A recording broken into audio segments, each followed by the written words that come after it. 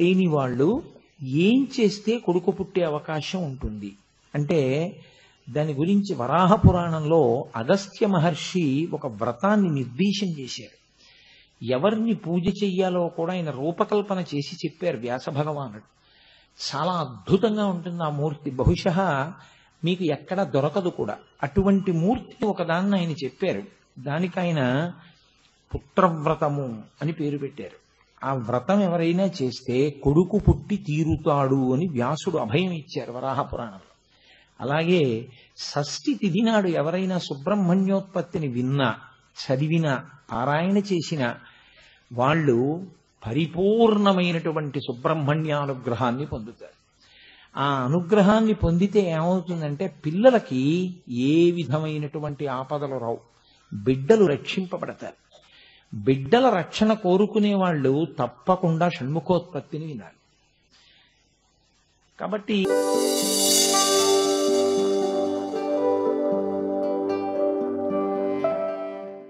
కొడుకులు లేని వాళ్ళు ఏం చేస్తే కొడుకు పుట్టే అవకాశం ఉంటుంది అంటే దాని గురించి వరాహ పురాణంలో అగస్త్య మహర్షి ఒక వ్రతాన్ని నిర్దేశం చేశారు. ఎవరిని పూజ చెయ్యాలో కూడా ఆయన రూపకల్పన చేసి చెప్పారు వ్యాస భగవానుడు. చాలా అద్భుతంగా ఉంటుంది ఆ మూర్తి. బహుశः మీకు ఎక్కడ దొరకదు కూడా. అటువంటి మూర్తిని ఒకదాన్ని ఆయన చెప్పారు. దానికి ఆయన పుత్రవ్రతము అని పేరు పెట్టారు. ఆ వ్రతం ఎవరైనా చేస్తే కొడుకు పుట్టి తీరుతాడు అని వ్యాసుడు అభయం ఇచ్చారు వరాహ పురాణంలో. అలాగే షష్ఠి తిథి నాడు ఎవరైనా సుబ్రహ్మణ్యోత్పత్తిని విన్నా, చదివినా, పారాయణ చేసిన వాళ్ళు పరిపూర్ణమైనటువంటి సుబ్రహ్మణ్యానుగ్రహాన్ని పొందుతారు. ఆ అనుగ్రహాన్ని పొందితే ఏమవుతుందంటే పిల్లలకి ఏ విధమైనటువంటి ఆపదలు రావు, బిడ్డలు రక్షింపబడతారు.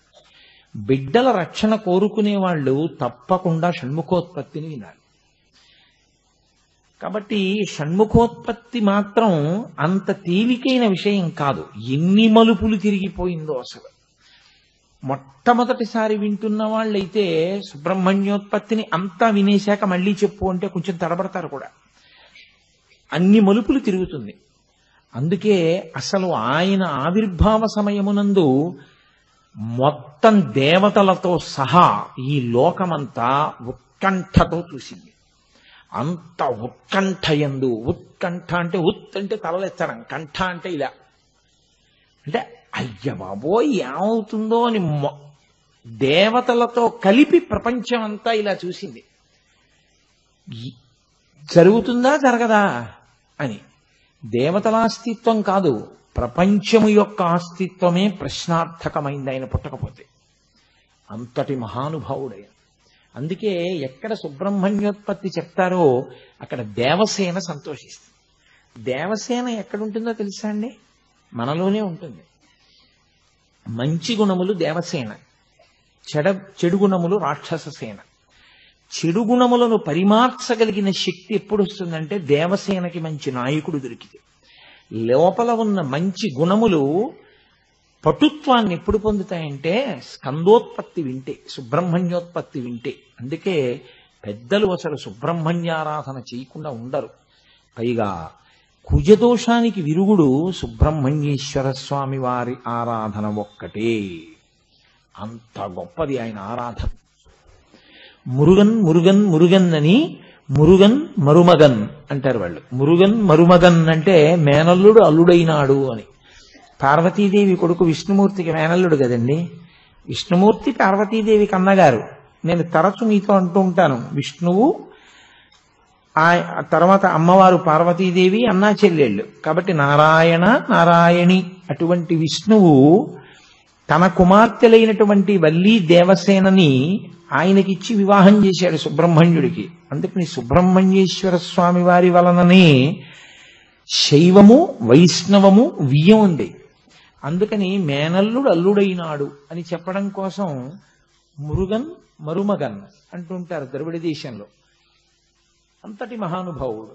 ఆయన ఆవిర్భవించడానికి కారణం ఒక చోట పునాది పడలేదు, చాలా దూరంలో పడి ఆ తర్వాత ఆయన ఆవిర్భావానికి ఒకానొకప్పుడు దితి కశ్యప ప్రజాపతిని అడిగింది.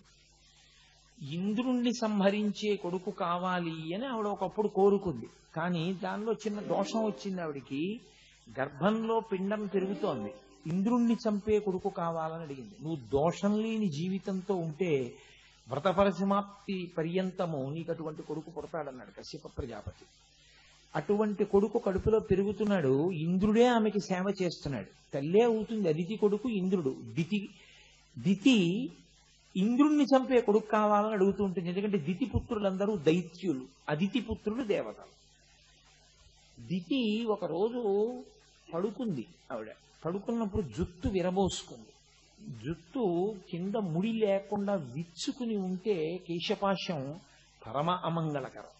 అప్పుడు ఎటువంటి ఉగ్రభూతములైనా ఆవహిస్తాయి స్త్రీని అని శాస్త్రం చెప్తోంది. నేను అసలు జుట్టు విరబోసుకుని ఆడది ఉండడము, అలా విరబోసుకుని ఉండగా చూడడము అన్నది సనాతన ధర్మంలో ఎన్నడూ కోరబడనటువంటి విషయం. అందుకే పెళ్లిలో కూడా ఒక మంత్రం ఉంటుంది, నువ్వెప్పుడు జుట్టు విరబోసుకుని నాకు కనపడకుండా ఉందువుగాక.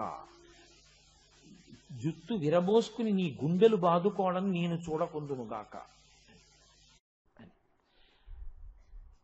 నేను చెప్పక్కర్లేదు అటువంటి పరిస్థితి ఎప్పుడు ఉత్పన్నం అవుతుంది అన్నది నా నోటితో కూడా నేను ఉచ్చరించక్కర్లేదు. ఆయన నేను చూడను అటువంటి పరిస్థితి అన్నాడు అంటే వాళ్ళిద్దరూ కలిసి, ఆవిడ అలా ఏడవవలసింది, ఆయన చూడకూడదు అంటే సంతానమునకు ఏ రకమైనటువంటి బాధ రాకూడదు. అటువంటి స్త్రీ అన్ని నియమపాలనం చెయ్యవలసి ఉంటుంది, ప్రత్యేకించి గర్భిణిగా ఉన్నప్పుడు. ఆమె గడప మీద తల పెట్టుకుని కాళ్లవేపు తల, తలవేపు కాళ్ళు పెట్టి కేశపాశాన్ని విరబోసుకుని పడుకుంది. ఇప్పుడు శౌచం పోయింది, చెయ్యకూడని పని చేసింది. ఇంద్రుడు ఆమె గర్భంలోకి ప్రవేశించి పిండాన్ని నరికేశాడు. వాళ్ళు ఏడుస్తున్నారు. ఏడుస్తుంటే ఇంద్రుడు అన్నాడు, మారుదహ మారుదహ అన్నాడు. ఏడవకండి ఏడవకండి అంటూ నరుకుతున్నాడు పిండాన్ని. దితి తెలుసుకుంది, ఓ నేను తప్పు చేశాను, ఇంద్రుడు లోపలికెళ్ళి పిండాన్ని నరికేస్తున్నాడు. ఆవిడంది, మీ తమ్ముళ్ళు కదా, ఎలాగో నరికేశావు, 7 ముక్కలైపోయారు వాళ్ళు, వాళ్ళకి నువ్వు ఏదైనా పదవులు ఇయ్యి అని అడిగింది. అంటే ఆయన అన్నాడు, తప్పు చేశారు, నరికేశాను, ఇక వాళ్ళు నన్ను చంపలేరు. కాబట్టి ఇప్పుడు ఆ 7 ముక్కలైన పిండాన్ని 7గురిగా నువ్వు ప్రసవించు. ఆ 7గురికి మరుత్తులు అనబడేటటువంటి పదవులు ఇస్తాను. వాళ్ళు వాయువు మీద అధికారం కలిగి ఉంటారు. అందుకే సప్తమరుత్తులయ్యారు వాళ్ళు. దితికి బాధ ఉండిపోయింది కడుపులో. ఇంద్రుణ్ణి చంపుదామన్న కొడుకుని కనాలి అని నేననుకుంటే ఇంద్రుడి చేతిలో చనిపోయే కొడుకు నాకు కొడుకులు పుట్టారు. ఇంద్రుణ్ణి ఓడించగలిగిన కొడుకు పుట్టడా? ఆమె కశ్యప ప్రజాపతిని అడిగింది. ఎప్పుడూ కశ్యపుణ్ణి అడుగుతారు. ఎందుకు అడుగుతారు అంటే ఆయన భర్త. యోమే భర్త సమే గురుహు. ఒక నోము కానీ ఒక వ్రతం కానీ స్త్రీ చేస్తే ఎవరి కొరకు అని అడిగింది శాస్త్రం. 2గా విభాగం చేసింది. వివాహ పూర్వం చేసినటువంటి నోములు వ్రతాలు తండ్రి తల్లి చేయించాలి. వివాహానంతరం ఏ నోము ఏ వ్రతం అసలు తల్లిని తండ్రి చేయించమని ఏ అత్తవారు అడగకూడదు. ఎందుకో తెలుసా అండి? ఆ నోము ఆ వ్రతం కేవలం భర్త గురించే చేస్తున్నారు. కేవలం భర్త గురించి చేస్తుంది కాబట్టి స్వచ్ఛందంగా పుట్టింటి వారు చేయిస్తారు ఒక్కొక్కసారి. ఎందుకంటే కూతురికి చతుర్థి విభక్తి వేసి కన్యాదానం చేయరుగా, వాళ్ళ పిల్లై, అందుకని అధికారం ఉంటుంది, చేయిస్తారు. కానీ నోములు వ్రతాలు పెళ్ళయ్యాక ఎందుకు పడుతుంది అంటే భర్త ఔన్నత్యం కోసం, అత్తింటి వారి ఔన్నత్యం కోసం చేస్తుంది నోములు వ్రతాలు ఆడపిల్ల. వివాహ పూర్వం మంచి భర్త కోసం చేస్తుంది. మంచి భర్త కోసం తండ్రి గారు చేయిస్తారు. భర్త ఔన్నత్యం కోసం, తన వంశం ఔన్నత్యం కోసం మామగారు చేయిస్తారు. అందుకని వివాహానంతరం కోడలితో మంచి నోములు వ్రతాలు చేయించవలసినటువంటి కర్తవ్యనిష్ట మామగారిది. అందుకని ఇప్పుడు దితి కూడా నోము చెయ్యాలి, ఒక వ్రతం పట్టాలి. ఇంద్రుణ్ణి ఓడించగలిగిన కొడుకు కోసం ఎవరిని అడగాలి? భర్తనే అడుగుతుంది. భర్తకి నమస్కరించకుండా, భర్త అనుమతి తీసుకోకుండా నోము కాని వ్రతం కాని చేస్తే దానికి ఫలితం ఇవ్వరు. ఎందుకంటే ఆ ఫలితం ఆయనకే కదా వెడుతుంది. మరి దాన్ని ఆయన అనుమతించాలి. కాబట్టి ఆవిడ కశ్యపుణ్ణి అడిగింది. కశ్యపుడు అన్నాడు, 10,000 సంవత్సరములు తపించగలవా ఈశ్వరుడి కొరకు అన్నాడు. తపిస్తాను. అయితే తపించు. ఆయన తపస్సుకి మార్గం చెప్పాడు. ఆవిడ 10,000 సంవత్సరములు తపించింది. వజ్రాంగుడు అని కొడుకు పుట్టాడు. అంటే ఆయన శరీరము వజ్రమే. వజ్రం వజ్రేన భిన్నయేత్. ఇంకసలు ఆయన శరీరాన్ని కూడా ఎవ్వరూ చెనకలేరు. అంతటి మహాబలవంతుడు పుట్టాడు. ఇప్పుడు అతనికి ఇంద్రుణ్ణి చెనకడం పెద్ద కష్టం ఏమిటి? కాబట్టి ఇంద్రుణ్ణి ఓడించాడు. తల్లి అంత బోధ చేసింది ఆయనకి. నీకు పూర్వం నీ అన్నలు నా కడుపులో ఉండగా ఇంద్రుడు నా కడుపులో ప్రవేశించి వాళ్ళని నరికేశాడు. కాబట్టి నువ్వు ఇంద్రుణ్ణి ఓడించాలంది. ఆయన వెళ్ళి ఇంద్రుణ్ణి ఓడించి ఇంద్రుణ్ణి తీసుకొచ్చి కారాగారంలో పెట్టాడు. ఇప్పుడు దేవలోకం పరిస్థితి, సృష్టిని అలా ఉంచడం కోసం చతుర్ముఖ బ్రహ్మగారు కశ్యప ప్రజాపతితో కలిసి వచ్చాడు. కశ్యప ప్రజాపతి బ్రహ్మజ్ఞాని. ఆయనది తండ్రితనం అయినా ఆయనది ఎలా ఉంటుందో తెలుసా అండి? అలా ఇంద్రుడి జోలికి వజ్రాంగుడు వెడితే పొంగిపోవడం, ఈ భార్య సంతోషిస్తే ఈ భార్య సంతోషించాలండం, ఆ భార్య సంతోషించాలండం, దీనికి పూర్తి అతీతంగా ఉంటాడు కశ్యపుడు. అందుకని అట్లాంటి కొడుకు కావాలంటే దిదికి మార్గం చెప్పాడు. అయ్యయ్యో ఇంద్రుడు లేకపోతే ఎలాగంటే బ్రహ్మగారితో కలిసి వచ్చాడు. కలిసి వచ్చి వజ్రాంగుణ్ణి అడిగాడు, ఇంద్రుడికి బంధించేవేమిట్రా? ఇంద్రుడు లేకపోతే వ్యవహారాలు నడవవు కొన్ని, కాబట్టి ఇంద్రుడిని విడిచిపెట్టావు అన్నాడు. అంటే ఆయన అన్నాడు, ఇంద్రుణ్ణి ఓడించాలనుకున్నాను, ఓడించాను. ఇంద్రుణ్ణి కారాగారంలో పెట్టాలనుకున్నాను, పెట్టాను. ఇప్పుడు నా కీర్తి నాదేగా, ఇంద్రుణ్ణి ఓడించేశానని. కానీ ఎలాగో వచ్చారు, బ్రహ్మగారు వచ్చారు, మహానుభావుడు కశ్యప ప్రజాపతి వచ్చారు. నాకు తత్వజ్ఞానం వచ్చేటట్టుగా నన్ను అనుగ్రహిద్దురు అన్నాడు. చాలా గొప్ప మాట కదండి. ఒక రాక్షసుడు అట్లాంటి మాట అడగడం చాలా ఆశ్చర్యకరం. ఇంద్రుడి యొక్క ఓటమి పూర్తవగానే వజ్రాంగుని యందు అటువంటి భావన పడసూపింది. బహుశా ఆమె తపస్సు కారణం, కశ్యప ప్రజాపతి యొక్క వీర్యము కారణం. కాబట్టి ఇప్పుడు నాకు తత్వజ్ఞానం కావాలని బ్రహ్మగారిని అడిగాడు. బ్రహ్మగారు అన్నారు, నీకు తత్వజ్ఞానం కావాలి అంటే అసలు ముందు ఒక్కటే మార్గం, సత్వగుణావలంబకుడవు కావాలి. ఎప్పటికప్పుడు రజోగుణాన్ని తమోగుణాన్ని పరిశీలించి చాలా జాగ్రత్తగా దూరం చేస్తూ ఉండాలి. అలా సత్వమునందు నిలబడితే తత్వము ప్రకాశిస్తుంది అన్నాడు. ఆయన సత్వమునందు నిలబడి రజోగుణాన్ని తమోగుణాన్ని విడిచిపెట్టే ప్రయత్నం ప్రారంభం చేశాడు. కాబట్టి కోరిక అసలు పెట్టుకోవడం మానేశాడు.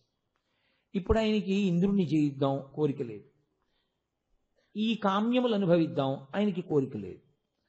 ఎప్పుడు ఈశ్వరుని ఆరాధన చేస్తూ ఉంటాడు. ఒక ఋషి జీవితాన్ని ప్రారంభం చేశాడు వజ్రాంగుడు. ఆయన మారాడేమో కానీ ఆయన భార్య వరాంగి అని ఉంది, ఆవిడకి మార్పు రాలేదు. లోకంలో చాలా చిత్రంగా ఉంటాయి అనుబంధాలు. ఇప్పుడు ఒకరితో కలిసి జీవితాన్ని పంచుకోవడం వల్ల ఆయన పొందినటువంటి అనుగ్రహాన్ని ఆవిడ కూడా పొందుతుందా అంటే చెప్పడం కష్టం. ఒక్కొక్కసారి భర్త చాలా గొప్పవాళ్లా కనపడతాడు, కానీ అసలు నిజంగా పరిణతంతా భార్య యందు ఉంటుంది. ఆవిడ పొందిన స్థితిని ఆయన పొందలేడు. తిరు నీలనక్కనాయనార్ జీవితం అలా ఉంటుంది. రామదాసు గారి జీవితం మొదట చెప్పినట్టుంటుంది. రామదాసు గారికి అన్నం పెట్టింది, రామదాసు గారి వెంటుంది, కష్టసుఖాల్లో పాలు పంచుకుంది. ఎప్పుడు రామదాసు గారు వైకుంఠం నుంచి విమానం వచ్చింది అంటుండేవారు. అంటుంటే అలాగే లేండి అంటుండేది ఆవిడ. ఆయనకి అదే పలవరింత. నిజంగా విమానం రానే వచ్చింది ఓ రోజున. ఆయన అన్నారు, ఉషే వైకుంఠం నుంచి విమానం వచ్చింది, ఎక్కువసేపు ఉండదు కదా, ఎక్కేస్తున్నాను రా అన్నారు. ఆవిడంది, ఇలాగే అంటారులే అని చల్ల చేస్తున్నాను, మీరు ఎక్కి వెళ్ళండి నేను వస్తాను. ఆయన ఎక్కేశారు. ఆయన రామనామం చెప్తున్నారు, పుష్పక విమానం ఎగిరిపోయింది ఆకాశంలోకి. భద్రాచలంలో అందరూ చూశారండి. అది అసలు రామదాసు గారి కథ. ఆ విమానం పైకి ఎగిరినప్పుడు అందరూ చూసి రామదాసు గారికి జై అని అరుస్తూ చూస్తుండగా ఆయన పైనుంచి రామనామం చెప్తూ వెళ్ళిపోయింది విమానం వైకుంఠానికి. ఈవిడ ఏమిటి అంత అరుస్తున్నారని బయటకు వచ్చి చూసింది. అందరికీ నమస్కారం చేస్తూ రామదాసు గారు వెళ్ళిపోయారు. అప్పుడు ఆవిడ కింద పడి ఏడిచింది. అరే, ఆయనతో కలిసి జీవితం పంచుకున్నాను, బిడ్డల్ని కన్నాను, అన్నం పెట్టాను, ఎప్పుడూ చెప్పేవారు, వినలేదు, చిట్టచేరు వెళ్ళిపోయారు. ఆయనతో వెళ్ళలేకపోయాను. ఇప్పుడు బాధపడి వెళ్ళి భద్రాచలం కొండ మీద రామచంద్రమూర్తి సన్నిధానంలో పడి ఏడ్చింది. ఆయన అన్నారు, ఇప్పటికిప్పుడు నిన్ను తీసుకెళ్ళడం కుదరదు, నీ కర్మ పరిపక్వం అవ్వాలిగా, సేవిస్తుండు, నీ కొడుకు కొంత పెద్దవాడయ్యాక నిన్ను కూడా అనుగ్రహిస్తానన్నారు. అలా అనుగ్రహించారు అని నేను పరిసమాప్తి చేయవలసి ఉంటుంది. సరే, తిరునీలనక్కనాయనార్ విషయంలో భార్యకున్న పరిణితి భర్తకి లేదు. అదో గమ్మత్తు. నీలనక్కనాయనార్ రోజు శివలింగాన్ని అభిషేకం చేసేవారు. ఓ రోజు ఆయన కళ్ళు మూసుకుని పూజంతా అయిపోయిన తర్వాత గంధం పెట్టి విభూతి పెట్టి బొట్టు పెట్టి కూర్చున్నాడు. కూర్చుని పంచాక్షరి చేస్తున్నాడు. ఈలోగా శివలింగం మీద సాలెపురుగు పాకుతోంది. ఆయన కళ్ళు విప్పి చూసి, అరెరెరే సాలెపురుగు పాకుతోందని సాలెపురుగుని ఇలా తోసేశాడు. భార్య చూసింది, తిరునీలనక్కనాయనార్ భార్య. ఆవిడ గబగబా ఏం చేసిందంటే అరిచేతిలో ఉమ్ములేసుకుని ఆ ఉమ్ము తీసి శివలింగానికి రాసేసింది. ఆయన అన్నాడు, నా ప్రాణంతో సమానం శివుడు, నేను నిరంతర శివార్చన శీలుణ్ణి, అటువంటి శివభక్తి ఉన్నవాణ్ణని తెలిసి చేతిలో ఉమ్ములేసుకుని శివలింగానికి రాశావు. ఈ క్షణంలో నీతో ఇక నేను నా అనుబంధాన్ని కొనసాగించకూడదు అన్న నిర్ణయానికి వచ్చాను. వదిలేయడం అన్న మాట లేదుగా సనాతన సంప్రదాయం. కాబట్టి నీవు వెళ్ళి పెరట్లో ఉంటూ, నేను ఇక్కడ ఉంటాను, ఇక మన ఇద్దరం మాట్లాడుకోవద్దు అన్నాడు. ఆవిడ వెళ్ళిపోయింది పెరట్లోకి. వెళ్ళిపోయి పెరట్లో ఒక ఇంట్లో ఉంది ఆవిడ. ఈయన పడుకున్నాడు. రాత్రి పడుకుంటే శివుడు దర్శనమిచ్చాడు. ఎవరికి? తిరునీలనక్కనాయనారికి దర్శనమిచ్చాడు. దర్శనమిచ్చి అన్నాడు, చూశావా నా ఒళ్ళంతా ఎంత దద్దుర్లెక్కిందో, సాలెపురుగులో విషం ఉంటుంది, నీ మానాన్ని నువ్వు కళ్ళు మూసుకుని ధ్యానం చేశావు, నా ఒంటి మీద అంతా సాలెపురుగు పాకింది. సాలెపురుగు విషానికి ప్రథమ వైద్యం ఉమ్ము రాయడమే. మీ ఆవిడ నా ఒంటి మీద విషం ఎక్కుతుంది, దురద పెడుతుందేమో, పొక్కులు ఎక్కుతాయేమో అని ఉమ్ము రాసింది. మీ ఆవిడ ఉమ్ము రాసిన చోట పొక్కులు ఎక్కలేదు. మీ ఆవిడ ఉమ్ము రాయిని చోట్ల ఒళ్ళంతా పొక్కులు ఎక్కింది. రక్షించుకోవాలన్న తాపత్రయంలో నా మీద ప్రేమతో ఉమ్ము రాసిన నీ భార్య గొప్పదా, ఉమ్ము రాసిందని భార్యని పెరట్లో ఉండమన్న నువ్వు గొప్పవాడివా? ఎవరు నిజమైన భక్తులని అడిగాడు. ఆయన వెంటనే లేచి పెరట్లోకి వెళ్ళి భార్యకి క్షమార్పణ తెచ్చి తీసుకొచ్చి భార్యతో కలిసి సహజీవనం చేశాడు. ఇంత భక్తుడనుకున్న నీలనక్కనాయనార్ 63 మంది నాయనార్లలో ఒకడు అవడానికి కారణం భార్య యొక్క పరిణతి. పెరియ పురాణంలో ఒక నాయనారు వృత్తాంతంగా చెప్తారు దీన్ని. కాబట్టి భార్యతో కలిసి ఉండి భర్త పొందుతాడా, భర్తతో కలిసి ఉండి భార్య పొందుతుందా? అలా చెప్పడం కష్టం. ఎవరి పరిణతి వారిది, ఎవరి ఉన్నతి వారిది. అలా ఒకరితో ఒకరు కలిసి ఉన్నారని, ఒకరు పొందిన అభ్యున్నతి వారు పొందాలి అని తీర్పులు చెప్పడం కష్టం. ఎవరు ఆంతరమనందు పైనున్నారో ఎవరికి తెలుసు? కాబట్టి కశ్యప ప్రజాపతి ఎలా చెప్పాడో అలా ఈమె చేసిన చివరకు వచ్చేటప్పటికేమైంది? ఇంత మార్పు చెందినటువంటి వజ్రాంగుడు సత్వగుణావలంబకుడైన బ్రహ్మగారు చెప్పారని వరాంగికి మాత్రం మార్పు రాలేదు. ఎక్కడి నుంచి వెళ్ళానో అక్కడికి రావాల్సిందండి మీరు కూడా. నేను ఎక్కడి నుంచి వెళ్ళిపోయాను? వజ్రాంగుడు మారడం, వరాంగి మారకపోవడం దగ్గర మారాను. మీరు అక్కడికి రండి మళ్ళీ. కాబట్టి ఇప్పుడు ఒకనాడు వరాంగిని ఆయన అడిగాడు, నీకేం కావాలి అని అడిగాడు. అడిగితే ఆవిడంది, నేను ఒక కోరిక కోరుతాను, నాకు నువ్వు అటువంటి కుమారుణ్ణి అంది. ఎటువంటి కుమారుడు కావాలి? అపారమైనటువంటి బలపరాక్రమములున్నవాడు. సరి, హరిని బాధ పెట్టగలిగిన వాడు. ఆయన పేరు చెప్తే శ్రీ మహావిష్ణువు బాధపడాలి. 3, సమస్త దేవతలను పీడించగలిగినటువంటి వాడు. అలాంటి కొడుకు కావాలి.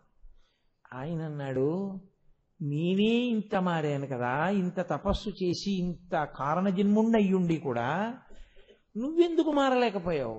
ఇలాంటి కొడుకు కావాలంటావేమిటి? సరే, ఎవరి కర్మ వాడిది. నా కర్తవ్యం నేను చేసేస్తే అయిపోలా? నీకు అటువంటి కొడుకునివ్వాలి, అంతే కదా. కాబట్టి ఇప్పుడు నా తేజస్సు అటువంటి శక్తిని పొందాలి. ఆయన వెళ్ళి బ్రహ్మగారి గురించి తపస్సు చేశాడు. ఆయనది కాదు కోరిక, మీరు జాగ్రత్తగా పట్టుకోవాలి. భార్య కోరికని కర్తవ్యతానిష్టతో తీరుస్తున్నాడు. బ్రహ్మగారు ప్రత్యక్షం అయ్యారు. ఏం కావాలన్నారు. వరాంగి ఏవడిగిందో అవే అడిగాడు. అలాంటి కొడుకే పుడతాళ్లే అన్నాడు. ఆయనే తారకాసుడు. ఆయన పుట్టినప్పుడు ఎన్ని దుశ్శకునములు కనపడ్డాయో లోకంలో.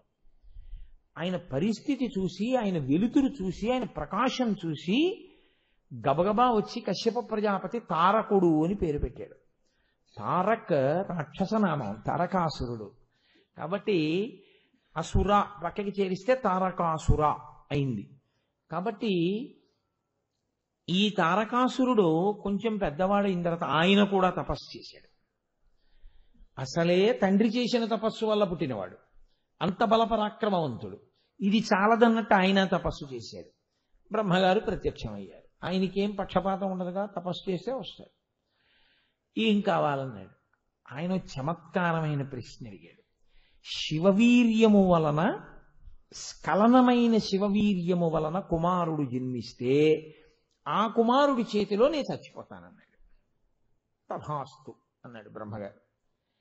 శివుని వీర్యము స్ఖలనము కాదు. ఎందుకని? కామోద్రేకమును పొందిన వాడికైతే స్ఖలనం అవుతుంది. అసలు ఆయనకి కామోద్రేకం ఏమిటి? ఆయన కాముణ్ణి కాల్చేసిన వాడు. కాబట్టి ఆయనకి స్ఖలనం అన్న మాట ఎక్కడుంది? కాబట్టి ఆయనకి కామము ఉండదు. ఆయన కామము పొందడం వలన వీర్యము స్ఖలనము అవదు. స్ఖలనం అవదు కాబట్టి ఆయనకి వీర్యము, ఆయన వీర్యము వలన కుమారుడు పుట్టను పుట్టడు. కాబట్టి తాను చావను చావడు. ఇప్పుడు ధైర్యం వచ్చేసింది ఆయనకి. ప్రతివాడు ఏమనుకుంటాడంటే బలె బుట్టలో పెట్టాను బ్రహ్మగారిని అనుకుంటుంటాడు. బ్రహ్మగారు ఏముంది, హంసవాహనం ఎక్కి తుర్రు నిలిపాడు. ఇక ఈయన బయలుదేరాడు. వెంటనే పాపం అమాయక ప్రాణి ఇంద్రుడు దొరుకుతాడు. ఆయన దగ్గరికి వెళతారు. ఆయన్ని చిత్తక్షోభ పెట్టేస్తారు. ఆ స్వర్గలోకాన్ని ఆక్రమిస్తారు. ఇంకెక్కడి నుంచి నేనే దేవుణ్ణి, దేవుడు ఏమిటంటాడు. అల్లరి మొదలు పెడతాడు. అలాగే తారకాసురుడు మొదలుపెట్టాడు. చాలా పెద్ద మలుపు ఎక్కడ తిరిగిందో తెలుసా అండి? ఇప్పుడు ఈ తారకాసురుడు మరణించాలి. ఈ తారకాసురుడు మరణించాలంటే శివుడు అనురక్తి పొందాలి. శివుడు ఎవరి యందు అనురక్తి పొందుతాడు? కేవలము అమ్మవారి యందు మాత్రమే. అమ్మవారేది లేదు. దక్ష ప్రజాపతి కుమార్తెగా దాక్షాయిణిగా ఉండగా దక్షుడు చేసినటువంటి అవమానాన్ని, అంటే భర్తృనిందని సహించలేక శరీరాన్ని విడిచిపెట్టింది. కాబట్టి ఇప్పుడు శక్తి స్వరూపం ఒక శరీరంతో లేదు. అసలు శక్తి స్వరూపం శరీరంతో లేనప్పుడు అసలు ఆయనకి భార్య ఎందే కామం ఉన్నవాడు కాడు. ఇంకా పరస్త్రీ ఎందుకు కామం ఏమిటి? కాబట్టి ఇంకా ఆయనకి కొడుకు ఎలా పుడతారు? కాబట్టి ఇప్పుడు మళ్ళీ ఆదిశక్తి స్త్రీగా స్వరూపాన్ని పొందే వరకు దేవతలు ఎదురు చూడాలి. అలా వీపులు పగిలిపోతున్నా ఎదురు చూశారు. అమ్మవారు ఎప్పుడు వస్తుందో అని. అది అమ్మవారంటే. నా తల్లి ఆవిర్భావమే కారుణ్యం. ఆమె మేనకా హిమవంతులకు కుమార్తెగా పర్వతరాజపుత్రి పార్వతి అన్న పేరుతో ఆవిర్భవించింది. తొందరంతా ఎవరిది? దేవతలది. ఎందుకని? తొందరగా కొడుకు పుట్టేయాలి. తొందరగా కొడుకు పుట్టేయాలంటే పార్వతీ కళ్యాణం అయిపోవాలి. పార్వతీ కళ్యాణం అయిపోతే శివుడికి ధర్మబద్ధమైన కామము ధర్మమే. మీరు చాలా జాగ్రత్తగా పట్టుకోవాల్సి ఉంటుంది నా మాట. ధర్మబద్ధమైన కామము ధర్మమే. అందుకుని శివుడికి ఆ విషయంలో ఒకవేళ తన భార్య యందు అనురక్తి పొందిన దాన్ని కామము అన్న మాట అనడానికి కూడా వీలుండదు. ధర్మబద్ధమైన కామము ధర్మమే. అప్పుడు ధర్మానురక్తిగా ఉండి ఉండవచ్చు. అందుకని అసలు ముందు పార్వతీ కళ్యాణం జరగాలి. పార్వతీ కళ్యాణం జరగాలి అంటే ఆవిడ అక్కడే ఉంది, సేవ చేస్తోంది. ఈయన అక్కడే ఉన్నాడు, తపస్సు చేస్తున్నాడు. ఆవిడ వస్తోంది, పువ్వులు ఇస్తోంది, ఆయన పూజ చేస్తాడు. ఆవిడ వస్తోంది, పళ్ళెడుతోంది, ఈయన తింటాడు. ఈయన అనురక్తితో ఆవిడ్ని చూడడం, ఆవిడ అనురక్తితో ఈయన్ని చూడడం. ఆవిడికి ఆయన్ని పతించేసుకుందామనే ఉంటుంది ఎప్పుడు. ఈయన మాత్రం అంత తొందరగా లొంగేవాడేం కాడు. నిరంతరము తలలో తాను రమిస్తూ ఉంటాడు. ఇప్పుడు ఆయన రమిస్తే వీళ్ళకి బాధ ఏమిటి? వీళ్ళ వీపులు పగిలిపోతున్నాయి. తారకాసురుడు కొడుతున్నాడు, కొడుకు పుట్టాలి. అందుకని ఆ ఇంద్రుడు మన్మధుణ్ణి పిలిచి, నువ్వు బాణాలు వేయవయా, బాణాలు వేస్తే శివుడి మనసు కదులుతుంది. శివుడు మనసు కదిలితే ఎదురుగుండా ఉన్న పార్వతి యందు అనురక్తుడవుతాడు. వాళ్ళిద్దరికీ ఇప్పుడు కొత్తగా వివాహం జరగక్కర్లేదు. వాళ్ళ ఆది దంపతులు వాళ్ళు. అనురక్తుడైతే బిడ్డడు పుడితే మనకి తారకాసుర సంహారం అవుతుంది. కాబట్టి నువ్వు బాణాలు వేసే అన్నాడు. అంటే పాపం చాలా ఏడిచాడు సుమండే. పోతన గారి వీరభద్ర విజయంలో ఎంత ఏడ్చాడో. ఇంటికెడితే రతీదేవి దెబ్బలాడింది. బుద్ధి ఉందా లేదా నీకు? శంకరుడి మీద బాణాలు వేయడం ఏమిట్రా నువ్వు అందావిడ. ఎంత ఏడ్చాడో తెలుసా అండి. ఒకవేళ నిజంగా నేను శివుణ్ణి గెలిచి ఇంటికి వస్తే నా తండ్రి విష్ణు ఒప్పుకుంటాడా? శివుడి మీద బాణం ఎందుకు వేసామని అడగడా? శివకేశవ అభేదాన్ని పోతన గారు అంత పండించారు వీరభద్ర విజయంలో. సరే, వింటాడా ఇంద్రుడు? తన పని తనకు అయిపోవాలి. నీకు నేను లేనా? అదిగో నీకు వెనకాల రావడానికి చిలకలు లేవా? అకస్మాత్తుగా వసంత ఋతువు వచ్చేదా? మనస్సుకు ఉల్లాసం కలగడానికి ముందు వీళ్ళందరూ పనిచేయరా? నీకేం పర్వాలేదు, నీ వెనకాల మేమందరం ఉన్నాం వెళ్ళన్నారు. వెళ్ళాడు, బాణాలు వేశాడు. బాణాలు ఎక్కడేశాడు? ఒకటి వేశాడు. శివుడికి అది తగలగానే ఆయన మనస్సు కించిత్ వికారమును పొందినదేమో, ఏకాగ్రత భంగమైందేమో అని ఆయనకు అనుమానం వచ్చింది. ఎందుకు ఏకాగ్రత భంగమైంది? నా మనసుని కదపడానికి బాణప్రయోగం మన్మధుడు స్వతంత్రించి వేశాడా? ఆయన వెతికి చూశాడు, పొదలో ఉన్నాడు. ఆయన మూడో కన్ను విప్పాడు. ఆయన బూది కుప్పై కింద పడ్డాడు. కామారిహి, కాముణ్ణి కాల్చేశాడు.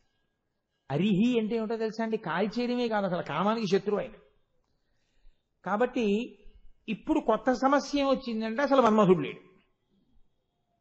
ఇంకా పెళ్ళి ఏమిటి వాళ్ళిద్దరికీ కాదు, అసలు లోకంలో ఎవరికీ పెళ్లి ఉండదు, ఎవరూ పెళ్లి చేసుకోరు. స్త్రీ ఎందు ఎవరికి అనురక్తి ఉండదు, పురుషుని ఎందు స్త్రీకి అనురక్తి ఉండదు. కాబట్టి ప్రత్యుత్పత్తి ఉండదు, ఆగిపోయింది సృష్టి. ఇప్పుడు మళ్ళీ ఎవరు ముందుకు రావాలి అడిగేసి? వీళ్ళెవరూ ఇంకా చేయగలిగింది ఏం లేదు. ఇక మళ్ళీ శివ అంటే 50 మైళ్ళ దూరంలో నిలబడుతున్నారు. అప్పుడు అమ్మవారు ఏం చేసిందంటే తను తీసుకుంది ఆయుధాలు. ఆ మన్మధుడి చెరుకు విల్లు పుష్పబాణాలు తాను పుచ్చుకుంది. శివకామ సుందరి అయి కాముణ్ణి కాల్చిన వాణ్ణి పెళ్లిపీటల మీదకి తీసుకొచ్చి కూర్చోబెట్టింది. అది కూడా అంత తేలిగ్గా అయిపోయిందని మీరు అనుకోకండి. ఆవిడ తపస్సు చేస్తే తన పెళ్లి తానే చెడగొట్టుకోవడానికి ప్రయత్నించిన వాడు శంకరుడు. ఆయన అంత గాంభీర్యం ఉన్నవాడు. ఎందుకంటే తీరా ఆవిడ తపస్సు మొదలెట్టింది, పరమశివుడు అనుగ్రహించేయచ్చు. కానీ ఆయన బాహ్య సౌందర్యమునకు లొంగేవాడు కాడు, అంతఃసౌందర్యమునకు లొంగుతాడు. కాబట్టి ఇప్పుడు ఆవిడ పైన అందానికి ఆవిడ వెంపర్లాడలేదు, అపర్ణ అయిపోయింది. అంటే ఆకులు కూడా తినడం మాని తపస్సు చేసింది. ఆకులు కూడా మాని తపస్సు చేయడం మొదలు పెడితే క్షీణించిపోరండి, బాహ్య సౌందర్యం పోదు. ఆవిడ అలా శుష్కించిపోయాక ఒక బ్రహ్మచారి రూపంలో వచ్చి ఆ శివుడితో నీకు పెళ్ళేమిటమ్మా అని శివనింద మొదలెట్టాడు.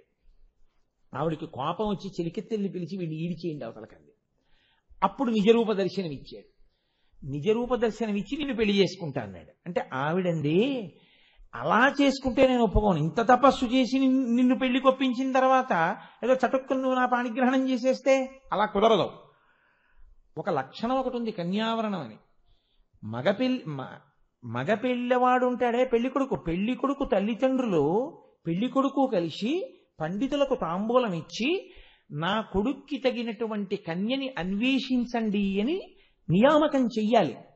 ఇప్పుడు నా కొడుకున్నాడు అనుకోండి, ఓ ఏడాదిలో పెళ్లి చేసేద్దాం అనుకున్నాను అనుకోండి, నేను ఏదో శుభముహూర్తం చూసుకోవాలి. చూసుకుని ఆ రోజున ఏం చేయాలంటే, నేను యథార్థం చెప్తున్నానండి, నేను ఆ రోజున ఏం చేయాలంటే నా దగ్గర ఉండే పెద్దలు కొంతమంది నాకు పరిచయం ఉంటారు కదా, ఆ పరిచయం ఉన్నటువంటి పెద్దలు ఏ గోపాలకృష్ణ గారు ఇలాంటి వాళ్ళను నలుగురిని పిలిచి, లేదా నేను వాళ్ళ ఇంటికి వెళ్ళి నేను కోడల్ని తెచ్చుకుందాం అనుకుంటున్నాను.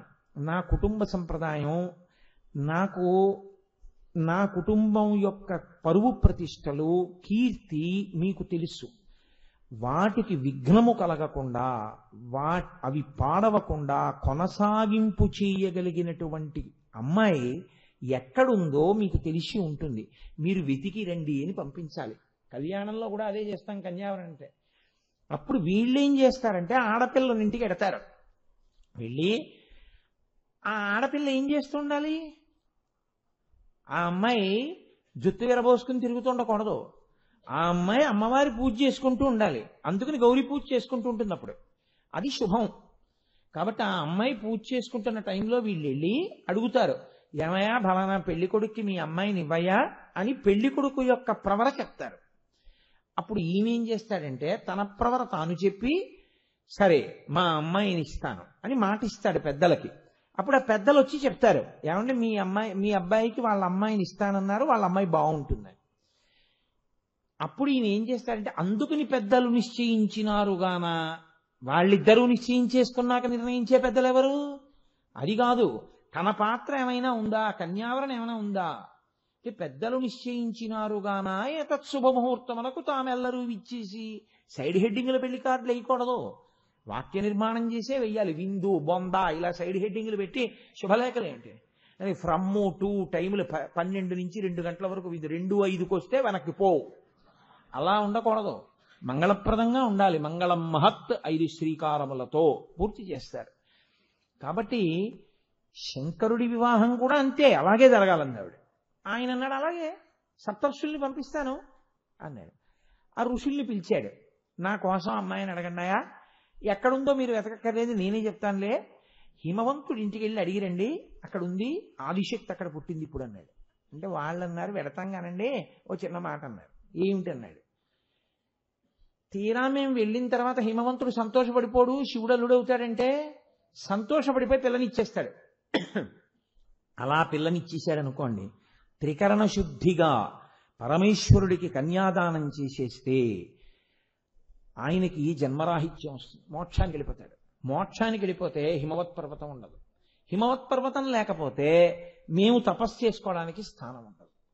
కాబట్టి మీరు ఏం చేస్తారంటే, మేము పెళ్లికి ఒప్పిస్తాం, మేము వెళ్ళి అడుగుతాం, ఇచ్చేస్తానంటాడు.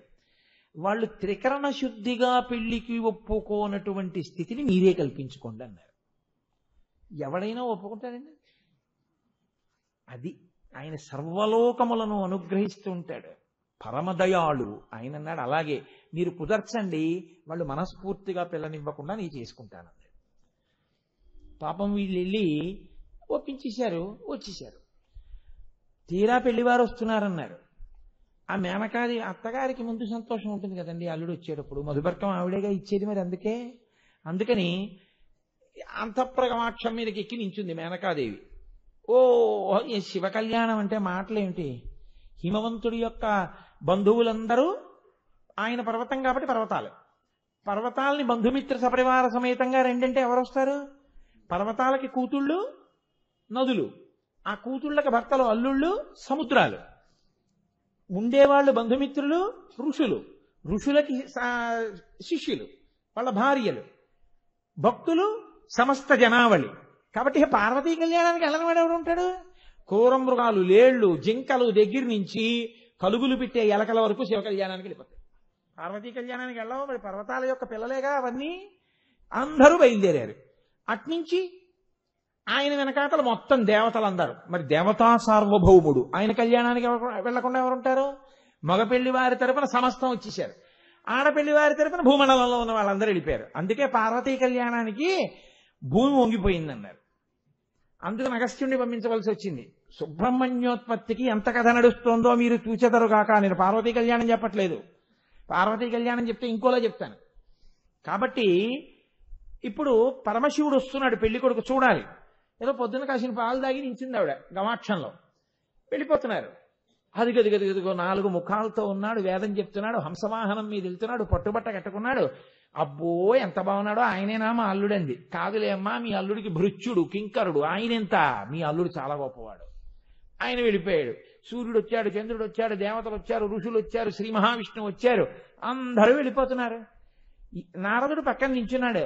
సాయంకాలం అయింది, తెల్లవారకట్ట నించున్నారు. ఎంతమంది వచ్చారో ఆలోచించండి. అదిగో పెద్ద పెరేడు కింద వెళ్ళిపోతున్నారు పెళ్లి మంటపంలోకి. ఏడయ్యా నా అల్లుడంది ఆవిడ. అడుగునమ్మా వస్తున్నాడు, వెనకాతలు వస్తాడు, నీకు చూపిస్తానన్నారు. చిట్ట చివర దిగంబరుడై భూతప్రేత గణాలని పెట్టుకుని ఒక ఆయన వెర్రినాట్యం ఆడుకుంటూ వస్తున్నాడు. ఆవిడ అడగలేదు ఈయనేనా మా అల్లుడని. నారదుడు అన్నాడు ఆయనే మీ అల్లుడని వెళ్ళిపోయాడు. ఆవిడేం చేసిందంటే ఇంకొక్క మారు చూసి తానే సిగ్గుపడిపోయి గబగబా కిందకెళ్ళి పార్వతీదేవినంది, నీకు వాడు దొరికాడే తపస్సు చేసి, ఇంకొకసారి పెళ్లి చేసుకుంటానా ఆయన అన్నావు, నిన్ను చంపి నేను చచ్చిపోతానంది. యథార్థం అండి, పురాణంలో అలాగే అంది. ఆవిడ మనసు మార్చడానికి అరుంధతీదేవి పూనుకోవలసి వచ్చింది. ఇంత చేసినా ఆవిడకి అనుమానమే, ఎంత అందగాడిగా వచ్చాడో తర్వాత అసలు పెళ్లి కొడుకుగా వచ్చినా ఆవిడికి ఇంకా పాత విషయమే తిరుగుతోంది. ఎప్పుడన్నా మన ఇంటికి ఏ పండక్కోలా రాడు కదా అని భయమే. అందుకే త్రికరణ శుద్ధిగా కన్యాదానం చేయలేదు. చేయకపోవడం వల్ల హిమాలయ పర్వతాలు ఇంకా ఉన్నాయి. అందుకు మనం హరిద్వార్, ఋషికేశ్ వెళ్ళగలుగుతున్నాం. శివానుగ్రహం లేకపోతే ఆయన హాయిగా కన్యాదానం బుచ్చేసుకుంటే హిమాలయాలు ఉండేవిగా ఉత్తర దిక్కున. అంతటి మహానుభావుడు. సరే, అయింది పార్వతీ కళ్యాణం. ఇప్పుడు పార్వతీ కళ్యాణం అయిపోయి తారకాసురుడు అలాగే ఉన్నాడు ఉస్మండి, వాడు కొడుతూనే ఉన్నాడు. పార్వతీ కళ్యాణం అయిపోయింది. మన్మధుణ్ణి ఆవిడ బతికించింది. లోకాలన్నీ ఉత్పత్తి అవుతున్నాయి. అంతా బాగుంది. తారకుణ్ణి చంపేవాడే పుట్టలేదు. ఇప్పుడు పార్వతీ పరమేశ్వరులిద్దరూ కూడా అంతఃపురంలో ఏకాంతమునందు క్రీడిస్తున్నారు. పురారామ కృతోద్వాహో నీలకంఠో మహాతపాః దృష్ట్వా చ స్పృహయా దేవీ మైథునా యోపచక్రమే అంటారు మహర్షి. ఎంత గొప్ప మాటలేస్తారో తెలుసా అండి. పురారామ కృతోద్వాహో నీలకంఠో మహాతపాః. 3 ముళ్ళు వేసిన తరువాత మాత్రమే కామానురక్తి కలిగింది శివుడికి. ఆవిడ ఆదిశక్తి అయినా, ఎప్పటి నుంచో ఆయన భార్య అయినా, ఇప్పుడు కూడా 3 ముళ్ళు వేస్తే తప్ప ఆయన కామంతో చూడడం. కాబట్టి ఇప్పుడు ఆయనని, ఆమెను కామదృష్టితో చూసి ఆయన ఆమెతో క్రీడిస్తున్నాడు. అదే దేవతలకు కావాలి కదండి, కొడుకు పుట్టాలి కాబట్టి. అప్పటికి అలా వాళ్ళిద్దరూ క్రీడించడం మొదలుపెట్టి 100 దివ్య సంవత్సరాలయ్యాయి. మామూలు మన లెక్కలో సంవత్సరాలు కావు, దివ్య సంవత్సరములు 100 సంవత్సరములు. అసలు బయటికే రాలేదు వాళ్ళిద్దరు. ఇంతలో దేవతలందరూ సభ పెట్టి బ్రహ్మగారి దగ్గరికి వెళ్ళారు. వాళ్ళు ఏమంటారని మనం అనుకుంటాం. వాళ్ళు ఏమనాలి? అయ్యా, 100 దివ్య సంవత్సరములు అయిపోయాయి, ఇప్పటికి పార్వతీ పరమేశ్వరులు ఇంకా బయటికే రాలేదు. ఆవిడ గర్భం ఎప్పుడు ధరిస్తుంది, ఆవిడికి పిల్లాడు ఎప్పుడు పుడతాడు, ఎప్పుడు మా వీపులు మళ్ళీ బాగుపడతాయి అని కదా అడగాలి. వాళ్ళన్నారు బ్రహ్మగారితో, విచిత్రమైనటువంటి ఆలోచన వచ్చింది దేవతలకి. ఊరే, పరమశివుడు మహాభూతం. మహాభూతం అంటే పిశాచాలవి అనుకోకండి, అద్భుతమైనటువంటి స్థితి. ఆ తేజస్సు అనన్య సామాన్యం. దానికి తోడు ఆదిశక్తి, ఆమె అనన్య సామాన్యం. ఇప్పుడు ఈ రెండూ కలిస్తే చూడ్డానికి కళ్ళు చాలా. మీరు చూడండి, ఎప్పుడైనా మేఘం మీద సౌదామిని వచ్చింది అనుకోండి, అందంగా ఉంటుందేమో, మీరు చూడగలరా? కాసేపు కళ్ళు దెబ్బతింటాయి, చూడలేరు మెరుపుని. కాబట్టి ఇప్పుడు వాళ్ళిద్దరి కలయికకి ఇంకొక మహాభూతం ఆవిర్భవిస్తే, ఇంకొక తేజోవంతమైన ప్రాణి వస్తే అసలు మనం తట్టుకోగలమా? మనం చూడగలమా? అటువంటి భూతమును ఈ సృష్టి ముయ్యగలదా? వీళ్ళకి ఎందుకు చెప్పండి, వీళ్ళకి అటువంటి ఆలోచన వచ్చింది. కాబట్టి వాళ్ళు అన్నారు, అవును రోయ్, చాలా గొప్ప ఆలోచన, మనం వెంటనే కైలాసానికి వెళ్ళి శంకరుణ్ణి పిలుద్దాం. ఆర్తత్రాణపరాయణుడు కనుక ఎలుగెత్తి అరిస్తే బాధతో ఆయన బయటకు వచ్చేస్తాడు. బయటికి వచ్చేశాక మనం ఆయనతో ఒక మాట చెప్దాం, అయ్యా, నీ భార్యతో క్రీడించవద్దు. వీరొక మహాభూతము ఆవిర్భవిస్తే మేము తట్టుకోలేము. అందుకని మీరు వెంటనే మీ తేజస్సు మీ యందే నిలబెట్టుకుని మీ ఇద్దరూ తపస్సుకు వెళ్ళిపోండి అని చెప్తాం.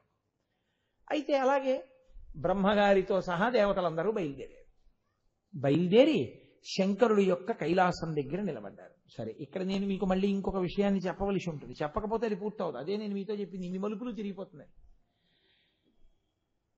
అసలు దేవతలు ఇలా ఎందుకు అడగాలి? ఇలా అడుగుతారు అని మనం ఊహించం కదా కథకున్న నేపథ్యంలో. అదేం ఆలోచన వాళ్ళు అలా ఎందుకు అడుగుతున్నారు శంకరుణ్ణి అంటే, దానికి ఒక పెద్ద చమత్కారం ఒకటి ఉంది. ఒకానొకప్పుడు బ్రహ్మమానసపుత్రుడు సనత్కుమారుడు, సనక సనందనాదులు అంటాం కదండి, 4 బ్రహ్మజ్ఞానుల్లో సనత్కుమారుడు ఒకడు. ఆయన పుట్టుకతో బ్రహ్మజ్ఞాని, ఎప్పుడూ పిల్లవాడిగానే ఉంటాడు. ఆయన ఒకరోజు నిద్రపోతుంటే ఆయనకి కల వచ్చింది. అసలు కల రాదు వాళ్ళకి, ఎందుకో తెలుసా అండి? కలకి సాక్షి, నిద్రకు సాక్షి. వాళ్ళు ఎప్పుడూ తురీయావస్థలో ఉంటారు. ఆయన కలయందు ఆ కలని చూసి ఉద్రేకపడ్డాడు. అంటే అవస్థలోకి జారాడా లేదా?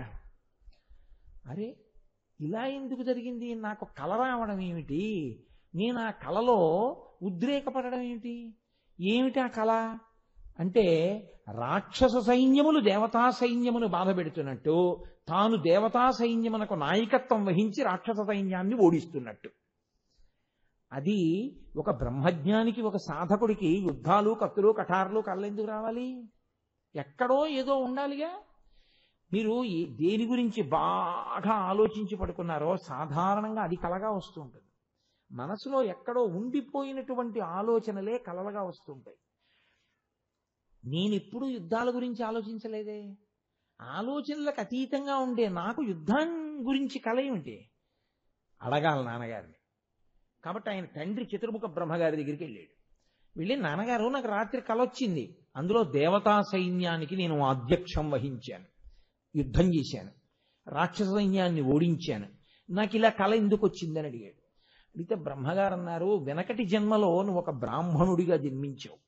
వేదం అంటే నీకు అపారమైనటువంటి నమ్మకం. నువ్వు ఆ వేదాన్ని ఎంతో నిష్ఠతో చదివావు. వేదాంతర్గతముగా కొన్ని కథల్లో వేద ప్రమాణాన్ని, వేదాన్ని నమ్ముకున్న దేవతల్ని, వేదాన్ని నమ్ముకున్న బ్రాహ్మణుల్ని, యజ్ఞయాగాది క్రతువుల్ని, భక్తులైన వారిని రాక్షసులు ఇబ్బంది పెట్టారు అని 10 మాటలు చదివి, ఈ దిక్కుమాలిన రాక్షసుల్ని చంపేయాలి నేను దేవసేనకు అధ్యక్షం వహించి అని వ్యగ్రత పడ్డావు. ఆనాడు నువ్వు పడ్డ వ్యగ్రత అలా ఉండిపోయి జీవుని యందు ఇవాళ కలగా బయటకు వచ్చింది. అంటే ఆయన అన్నాడు, నాన్నగారు ఆ భావన ఇప్పటికీ ఉండిపోయిందా అన్నాడు. అనుభవిస్తే తీరిపోతుంది కదూ, కాబట్టి దేవసేనకి నువ్వు అధ్యక్షం వహిద్దుగాని విలే అన్నాడు. అలాగే నాన్నగారు అన్నాడు సనత్ కుమారుడు. అని ఆయన వచ్చేసాడు. ఆయన బ్రహ్మజ్ఞాని. బ్రహ్మజ్ఞానికి ఇది చేస్తున్నాను, ఇది చెయ్యట్లేదు అని ఉండదు. ఆయన అన్నిటికీ అతీతావస్థలో ఉంటాడు. కాబట్టి ఆయన వచ్చి కూర్చున్నాడు.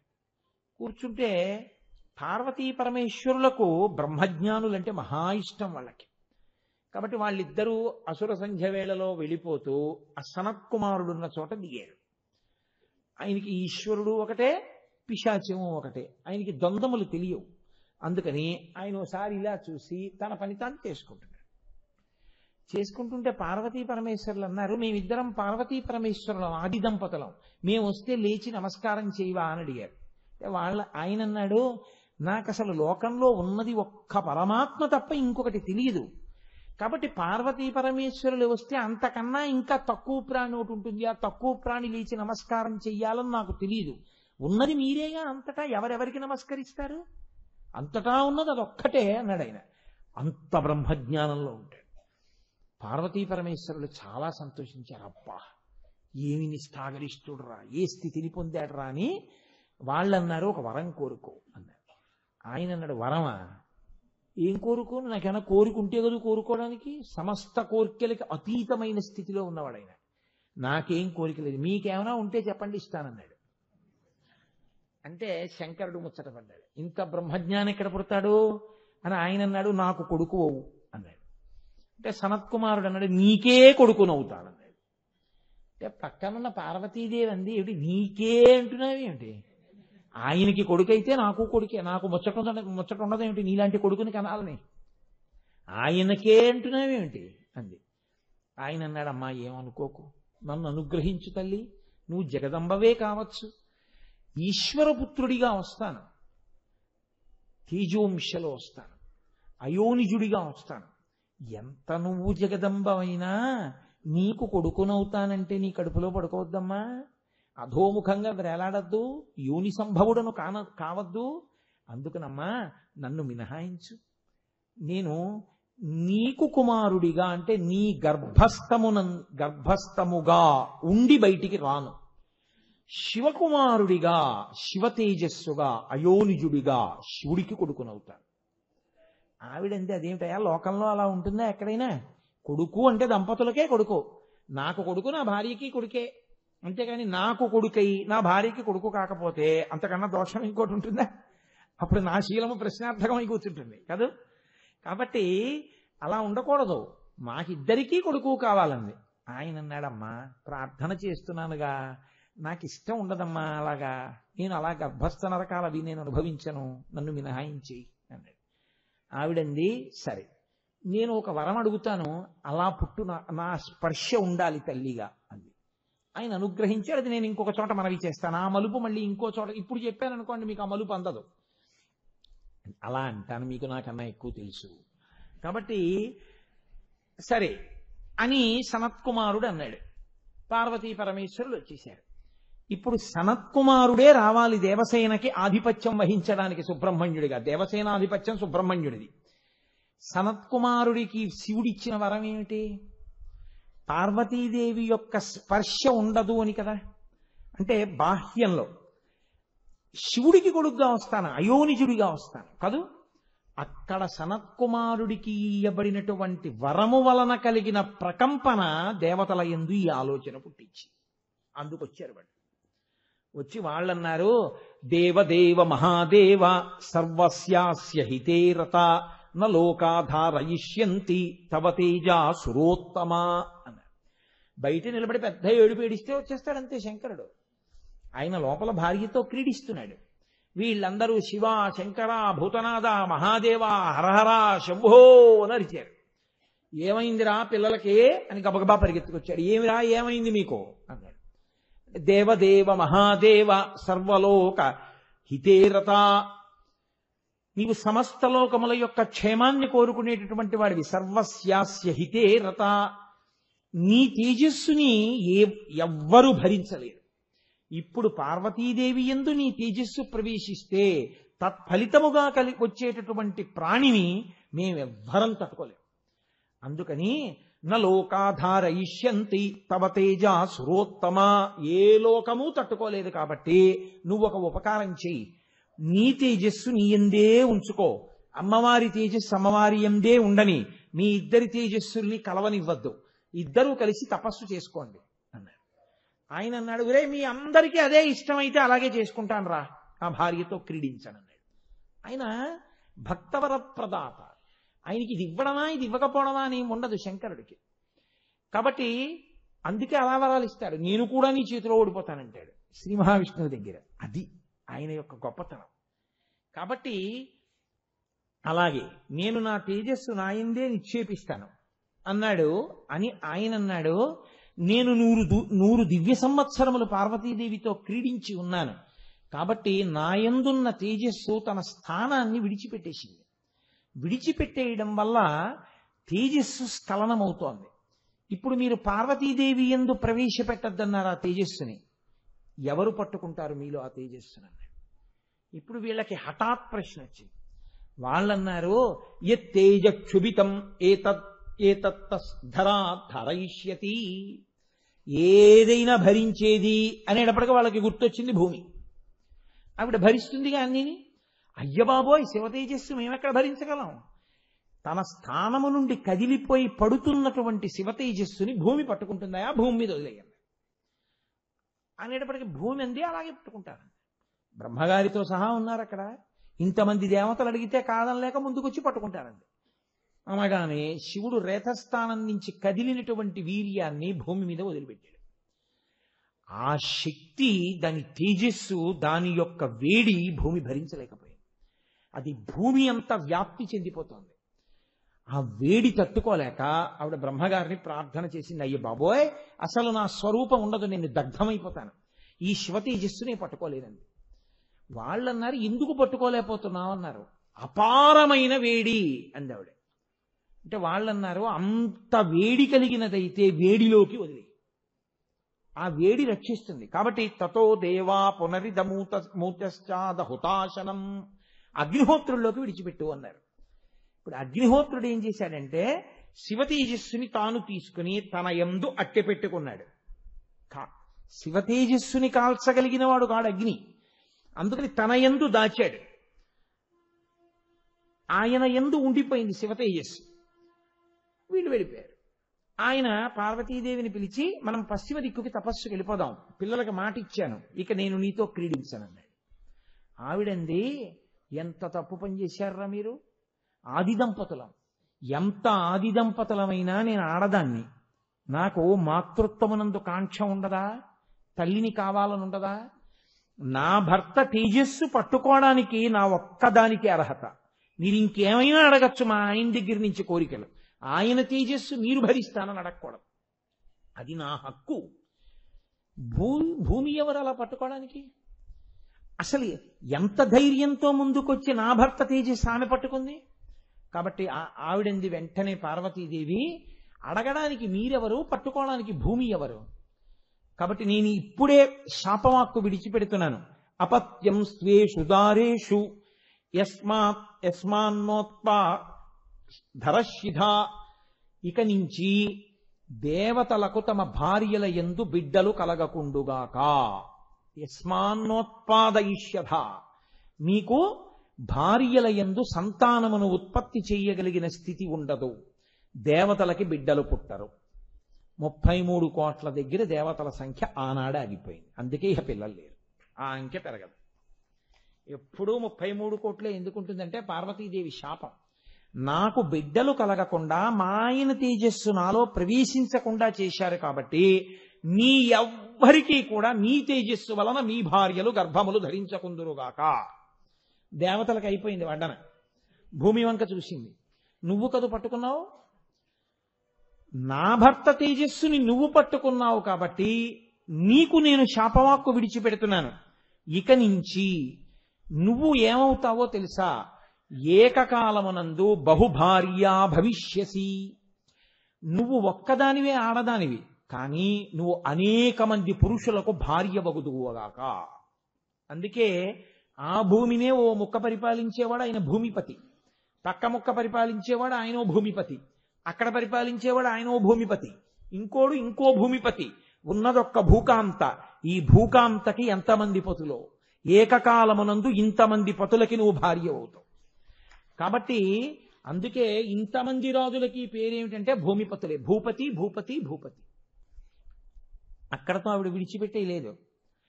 నీవు ఏమవుతావో తెలుసా? ఇక నుంచి ఒక రూపంతో నీవు ఉండకుందువుగాక, నీ యందు అనేక రూపములుగా మారిపోతావు. అందుకే ఒక చోట సస్యశ్యామలమైనటువంటి భూమి, ఒక చోట పర్రనేల, ఒక చోట ఎడారి. భూమి అంతా ఒకలా ఉండకుండా భూమి అనేకముగా మారిపోయింది ఆనాటి నుంచి. కాబట్టి అవనేనైక రూపత్వం బహుభార్యా భవిష్యసి. నీవు ఒక్కటివే, కానీ అంతటా ఒకలా ఉండవు. ఒక్కొక్క చోట ఒక్కొక్కలా అయిపోతావు. అంతేకాదు, అంటే అన్నిటికన్నా పెద్ద నేరం ఇది. ఆడదాని రగుల్కోవడం అంటారు చూసారా? అత్యంత కోపం వచ్చేటటువంటిది. ఇంకా ఏ శాపవాక్కు విడిచిపెడుతోందో కూడా చూడడానికి వినడానికి లెక్క కట్టలేనంత కోపం వచ్చేది ఎప్పుడంటే ఆమెకే ఉన్న అధికారాన్ని వేరొకరు పొందుదాం అనుకుంటే. అప్పుడు హద్దు తప్పిపోతుంది, భయంకరమైన వ్యగ్రత కలుగుతుంది. ఆదిశక్తి చూపించింది ఆ విషయాన్ని. ఆవిడంది, నచ పుత్ర కృతాం ప్రీతిం మత్క్రోధ కలుషీకృత. లోకంలో ఏ ఆడదానికైనా ఏ కోరిక ఉంటుందో తెలుసా? భర్త తన వలన సంతోషాన్ని పొందాలని ఉంటుంది. నీకు భర్తలు సంతోషాన్ని పొందుతారు, అంతకన్నా నీచం ఇంకోటి లేదు.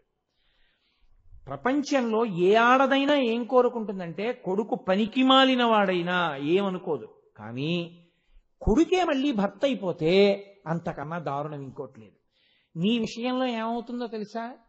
నీ కొడుకులు నీకు భర్తలు అవుతుంటారు. అందుకే భూమిపతి, రాజుగారు భూపతి, రాజుగారి కొడుకు ఆయన శరీరం పడిపోయిన తర్వాత పట్టాభిషేకం చేస్తే ఆయన భూమిపతి. అప్పుడు కొడుకు మళ్ళీ ఆవిడికి భర్త అయ్యాడా లేడా? కాబట్టి నీకు కొడుకులు భర్తలు అవుతారు.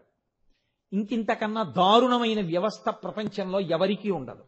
కాబట్టి అనేక రూపములు పొందుతావు, అనేక మంది భర్తల్ని పొందుతావు, కొడుకులు భర్తలవుతూ ఉంటారు.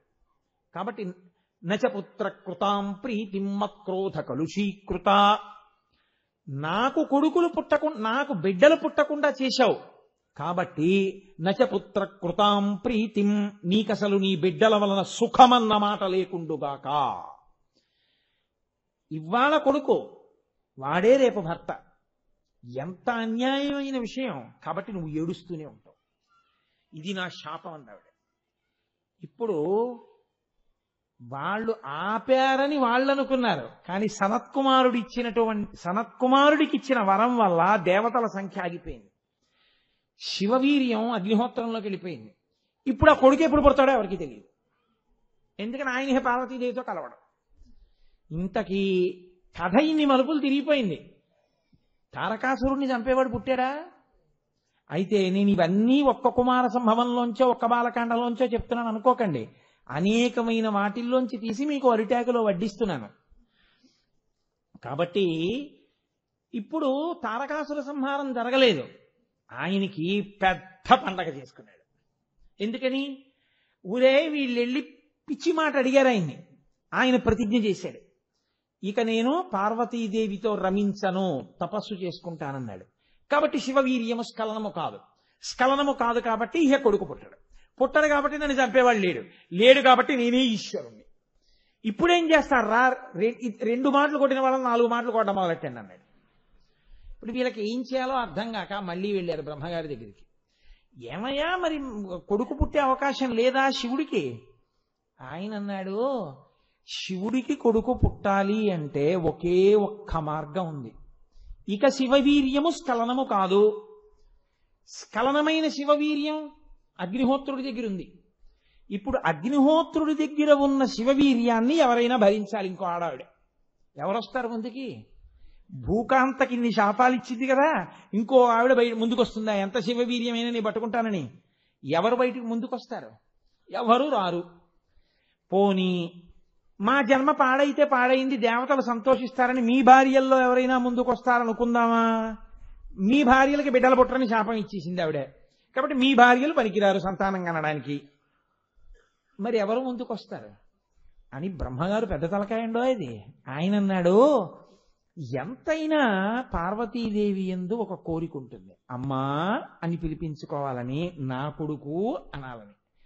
నా కొడుకు అనాలంటే ఆవిడ కొడుకైనా అయి ఉండాలి, ఆవిడ చెల్లెలి కొడుకైనా అయి ఉండాలి. అప్పుడు తన కొడుకేగా, మా అబ్బాయినేగా అంటుంది పెద్దమ్మ. హిమవంతుని యొక్క పెద్ద కూతురు గంగ పార్వతికి చెల్లెలు. కాబట్టి మీరు గంగని బతిమాలి అగ్నిహోత్రుడి దగ్గర ఉన్న వీర్యాన్ని ఆవిడ పుచ్చుకోవాలి. పుచ్చుకునేటప్పుడు పురుషుడు ఎంత తేజోవంతుడైనా కానివ్వండి, అప్రసన్నంగా ఉన్నప్పుడు కానీ స్త్రీ పుచ్చుకుంటే ఆరోగ్యవంతమైన తేజోవంతమైన కుమారుడు కలగడు. ప్రసన్న మనస్కురాలై ఉండాలి, ప్రహృష్ట అయి ఉండాలి, సంతోషంతో ఉండాలి, పరమ సంతోషంగా పుచ్చుకోవాలి భర్తగారి తేజస్సుని. కాబట్టి ఇప్పుడు నువ్వు ఎలాగో అలా ఏదో చమత్కారం చేసి తీసుకెళ్లి ఆవిడలో తేజస్సు వదిలేస్తే ఏ దుర్మార్గుడు నా యందు ప్రవేశపెట్టాడు ఛీ అని ఆవిడ అందంటే సరైన కొడుకు పుట్టడం. కాబట్టి ఆవిడ నొప్పించి ప్రవేశపెట్టు. ఈ మాట చెప్పడానికి మేమందరం వచ్చి చెప్తే చాలా అసహ్యంగా ఉంటుంది, నువ్వు ఒక్కడివి వెళ్ళి చెప్పాను.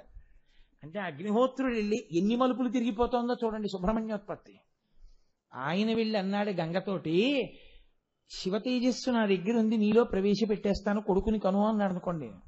లాగి లెంపకాయ కొడితే ఆవిడ మాత్రం ఎంత జాగ్రత్తగా మాట్లాడాలి. ఆయన అన్నాడు, గర్భం ధారయ వైదేవి దేవతానామిదం ప్రియం అన్నాడు. అమ్మా నువ్వు గర్భం దాల్చు అన్నాడు తప్ప ఎలా అన్నది ఆయన చెప్పలేదు. దేవతానామిదం ప్రియం, దేవతలందరికీ కూడా నీవు గర్భము దాల్చడము వినా రక్షణ లేదు. నీవు గర్భమును ధరించి దేవతలని కాపాడాలి, వాళ్ళందరూ ఇదే కోరుకుంటున్నారు. కాబట్టి తల్లి అని అప్పుడు కథ చెప్పుకొచ్చాడు. ఇక నా ఒక్కడి దగ్గరే శివ తేజస్సుని దాచి ఉంచాను, ఆ తేజస్సుని నీడెందు విడిచిపెట్టేస్తాను. నీవు ఆ గర్భమును కన్నావా మేం బతుకుతాం తారకాసురుడి దగ్గర నుంచి. నువ్వు కాని కొంప తీసి నీలోకి శివ తేజస్సుని విడిచిపెట్టిన తర్వాత అమ్మ బాబోయ్ నేను భరించలేని భూమి అరిచినట్టే అరిచి ఎక్కడో పారేశావా, ఇహ కొడుకు పుట్టకపోతే ఇహ తారకాసుర సంహారం లేదు. కాబట్టి నీవు పరమ ప్రసన్నురాలివై ప్రహృష్టవదనంతో సంతోషంతో దీన్ని దేవతల కొరకు స్వీకరించు. ఆవిడంది అలాగే తప్పకుండా స్వీకరిస్తానంది అని ఆవిడ ప్రసన్న మనస్కురాలై శివ తేజస్సుని తాను స్వీకరించింది. తీరావిడ తేజస్సుని స్వీకరించిన తరువాత తేజక్షుభితం మొత్తం గంగానదీ జలాలన్నీ మరిగిపోయాయి. దాని ఉష్ణత అటువంటిది, ఆ తేజస్సు యొక్క శక్తి అటువంటిది. ఆవిడంది జలచరములన్నీ మరణిస్తున్నాయి. అమ్మ బాబోయ్ నా ఒళ్ళు కాలిపోతోంది, ఈ ఈ తేజస్సును నేను భరించలేను, కాబట్టి దీన్ని వదిలిపెట్టేస్తున్నాను, ఎక్కడ వదిలేనంది. అడిగిపోయారు దేవతలందరూ. ఇప్పుడు ఆ తేజస్సుని గంగ తీసుకెళ్లి ఎక్కడ వదిలేసింది అనుకోండి, స్ఖలనం అయిపోయింది అంటే గర్భస్రావం అయిపోయింది అంటారు. గర్భస్రావం అయిపోతే ఇక శిశోత్పత్తి ఉండదు, ఆ గర్భం పోయింది అక్కడతో. ఆ గర్భం కాని పోయిందా ఇహ తారకాసురుడిని చంపేవాళ్ళు లేరు. కాబట్టి ఇది నేను అన్నది ఉత్కంఠ. ఇప్పుడు దేవతలందరూ 2 balls లెఫ్ట్ 5 runs రిక్వైర్డ్ అంటే ఎలా ఉంటుందో అలా చూస్తున్నారు. అయ్య బాబా ఈవిడ వదిలేస్తానంటుంది, ఎక్కడ వదిలేస్తుంది అని. అగ్నిహోత్రుడికి ఏం చెప్పాలో అర్థం కాక ఆయన అన్నాడు, కైలాస పర్వతం దగ్గర వదిలేయి అన్నాడు. ఆవిడేం చేసింది, పట్టుకెళ్ళి ఆ కైలాస పర్వతం దగ్గర రెల్లుగడ్డి ఉంటే ఆ రెల్లుగడ్డిలో వదిలేసింది.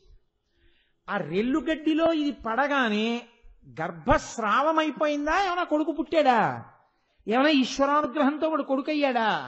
వీళ్ళందరూ చూస్తున్నారు. ఇలాగా చూస్తుంటే వాళ్ళకి పిల్లాడు కనపడలేదు, పెద్ద కాంతి కనపడింది. ఏమిట్రా ఈ కాంతి అని పట్టి పట్టి పట్టి పట్టి చూశారు పిల్లాడేమోనని. వచ్చిందేమొచ్చిందో తెలుసా అండి? సర్వం పర్వత సన్నద్ధం సవర్ణభం అభవద్వనం తృణవృక్షలతాగుల్వం. అవన్నీ కూడా అక్కడ ఉన్న గడ్డి పరకలు, చెట్ల దగ్గర నుంచి అన్నీ కూడా బంగారు రంగుతో నిండిపోయాయి. శివతేజస్సునందు ఉండేటటువంటి శుద్ధ పదార్థము బంగారంగా మారింది. అందుకే బంగారానికి శివవీర్యం అని పేరు. అదంతా బంగారం అయిపోయి పర్వతం అంతా కూడా బంగారు కాంతితో నిండిపోయింది. మిగిలినటువంటి దాంట్లో కొంత శుద్ధ పదార్థము వెండిగా మారిపోయింది. క్షారమంతా కూడా రాగి మిగిలినటువంటి లోహముల కింద మారిపోయింది. ఇప్పుడు ఇవన్నీ వచ్చాయి, పిల్లాడే రాలేదు.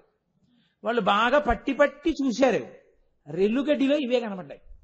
అంతే, అయిపోయిందిరా మన బతుకు. ఇహ తారకాసురుడే ఈశ్వరుడు, ఇహ వాడికి చావు లేదు.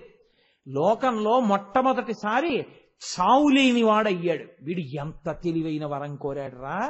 మనం అనవసరంగా తెలివి తక్కువ వాళ్ళం అయ్యి శివుణ్ణి వెళ్ళి మనం వరం అడిగాం. ఎంత ప్రమాదం వచ్చిందిరా అని అగ్నిహోత్రుడితో సహా అందరూ అలా చూస్తున్నారు. ఆ రెల్లుగడ్డిలోంచి అక్కడే ఉన్న శరవణ తటాకంలోకి దబ్బని చప్పుడై మళ్ళీ రెల్లుగడ్డిలోకి వచ్చి ఒక పిల్లవాడు 6 ముఖాలతో ప్రకాశవంతంగా లేచి నిలబడ్డాడు. ఇప్పుడు ఆ పిల్లాడు బతకాలి గబగబా. ముందు ఆ పిల్లాడు బతకకపోతే ప్రమాదం. పుట్టాడు పిల్లాడు కానీ వాడు బతకద్దు. ఇప్పుడు 6 ముఖాలతో ఉన్నాడు, వాడికి పాలివ్వాలి. ఆ 6 గొప్ప దివ్యమైన స్త్రీలు కావాలి. కాబట్టి వాళ్ళు గబగబా, ఇదే కృత్తికా నక్షత్రంతో కార్తీక మాసం, అందుకే కార్తీక మాసంలో షష్ఠి తిథి నాటి సాయంకాలం సుబ్రహ్మణ్యోత్పత్తి వినడం అంటే సామాన్యం కాదండి, అద్భుతం అనమాట. అది కోట్ల జన్మల తర్వాత లభిస్తుంది ఆ అదృష్టం. కాబట్టి ఇప్పుడు వాళ్ళు 6 ముఖాలతో ఉన్నవాడికి పాలు ఇవ్వాలి. వెంటనే వాళ్ళు కృత్తికల్ని పిలిచారు. వాళ్ళు కన్యకా స్వరూపాలు, అమ్మవారి స్వరూపాలు అవి. అందుకే కృత్తికతో చంద్రుడు కూడితే కార్తీకం వస్తుంది. కాబట్టి ఇప్పుడు ఆ కృత్తికల్ని పిలిచి మీరు పాలు ఇవ్వండి అన్నారు. అంటే వాళ్ళు అన్నారు, మేమేమో ఏమి ఎందుకు ఇవ్వరు, ఆ పిల్లాడికి ఏమైనా అయిపోతే దేవతలందరం దెబ్బతింటాం కదా. మేము కష్టపడి పాలిచ్చాక ఈ పిల్లాడు బతికితే పార్వతీదేవి నా కొడుకు అంటుంది, గంగాదేవి నా కొడుకు అంటుంది, అగ్నిహోత్రుడు నా కొడుకు అంటాడు, శివుడు నా కొడుకు అంటాడు. పనికి మాలిన వాళ్ళం మేమే పాలిచ్చి బతికించి. అందుకని దతుహు క్షీరమాత్రేణ, మేము పాలిస్తాం, కానీ ఈ పిల్లవాడు మా కొడుకు అని మా పేరుతో పిలుస్తారా? అసలు ఆ పిల్లవాడు బతికితే చాలు. మీరు ఇప్పుడు పాలిస్తే మమ్మల్ని అమ్మంటారా అంటారేమిటి? తప్పకుండా మేమందరం అంగీకరిస్తున్నాం. ఈ పిల్లవాడిని కృత్తికల కొడుకు కార్తికేయుడు అని పిలుస్తాం, మీరు పాలివ్వండి. ఈ పిల్లవాడు త్రైలోక్య విఖ్యాతో 3 లోకముల యందు విఖ్యాతి చెందుతాడు, దేవసేనాధిపతి అవుతాడమ్మా, తొందరగా పాలివ్వండి అన్నారు. 6 కృత్తికలు 6 ముఖాలకి పాలిచ్చారు. 6 కృత్తికల పాలు తాగి ఆ పిల్లవాడు లేచి నిలబడ్డాడు. ఒక్కరోజే తెలుసా అండి, ఒకరోజే. షణ్ముఖుడి అదేంటి వయస్సు, రాక్షస సైన్యం మీదకి యుద్ధానికి వెళ్లి దేవసేనకి ఆధిపత్యం వహించేటప్పటికి ఆయన వయసు 1 రోజు. మరునాటి సూర్యోదయానికి, అంటే పరిస్థితి ఎంత తీవ్రంగా ఉందో చూడండి, ఎంత కొడుతున్నాడో చూడండి తారకుడు. తెలిసిందనుకోండి పిల్లాడి మీదకి వచ్చేస్తాడు. అందుకని మరనాడు షష్ఠీ తిథి నాడు పట్టాభిషేకం చేసేశారు. వెంటనే అమ్మ జగదంబ గబగబా వచ్చి తన శక్తినంతటిని అభిమంత్రించి శూలాన్ని ఇచ్చింది. శంకరుడు కొడుకుగా పట్టాభిషేకం చేశాడు. అయితే ఇప్పుడు వెనక్కి రండి, మళ్ళీ పార్వతీదేవి కొడుకు ఎలా అయ్యాడు అంటే, అమ్మా నేను నీ కడుపులో ఉండకపోయినా, గర్భవాసం చేయకపోయినా నీకు కొడుకునవుతాను అని వరం ఇచ్చాడు కదా సనత్కుమారుడు. ఒకానొకప్పుడు భస్మాసురుడు తపస్సు చేస్తే శంకరుడు ప్రత్యక్షమయ్యాడు. ఏం కావాలన్నాడు. వాడు విచిత్రమైన వ్యక్తి. నేను ఎవరి మీద చేయి పెడితే వాడు బూడిదైపోవాలన్నాడు. అలాగే అన్నాడు. ఓసారి నేను టెస్ట్ చేయొద్దు, నీ తల మీద పెడతానన్నాడు. అంటే శంకరుడు మూడో కన్ను తెరిచి బూడిద చేయలేక కాదు, లోకానికి అలివిమాలిన వాళ్ళ వరాలు, ఉద్ధతితో కూడిన బుద్ధులు చివరికి ఎలా నశిస్తాయో చూపించాలనుకున్నాడు. ఎదురుగుండా శంకరుడు కనపడుతున్నా వాడి బుద్ధి మారలేదు. అందుకని ఆయన పారిపోతున్నట్లు నటించాడు. పార్వతీదేవి ఆయన ఏదో బుద్ధి చెప్పాలనుకుంటే, ఇప్పుడు నేను కూడా ఆయన వెనకాల పరిగెత్తడం ఎందుకు లేదు అని భస్మాసురుడికి కనపడడం ఇష్టం లేక వాడు ఆ ప్రయోగం ఏదో ఈవిడి మీద చేస్తాడు, ఈవిడ పరిగెత్తాలి, ఎందుకు వచ్చిన కూడా ఆదిశక్తి ఆవిడ పరిగెడుతుందా, చీల్చి అవతల పారేస్తుంది. కాబట్టి కాసేపు కనపడకుండా ఉందామని తన శరీరాన్ని నీటి గుండంగా మార్చేసింది.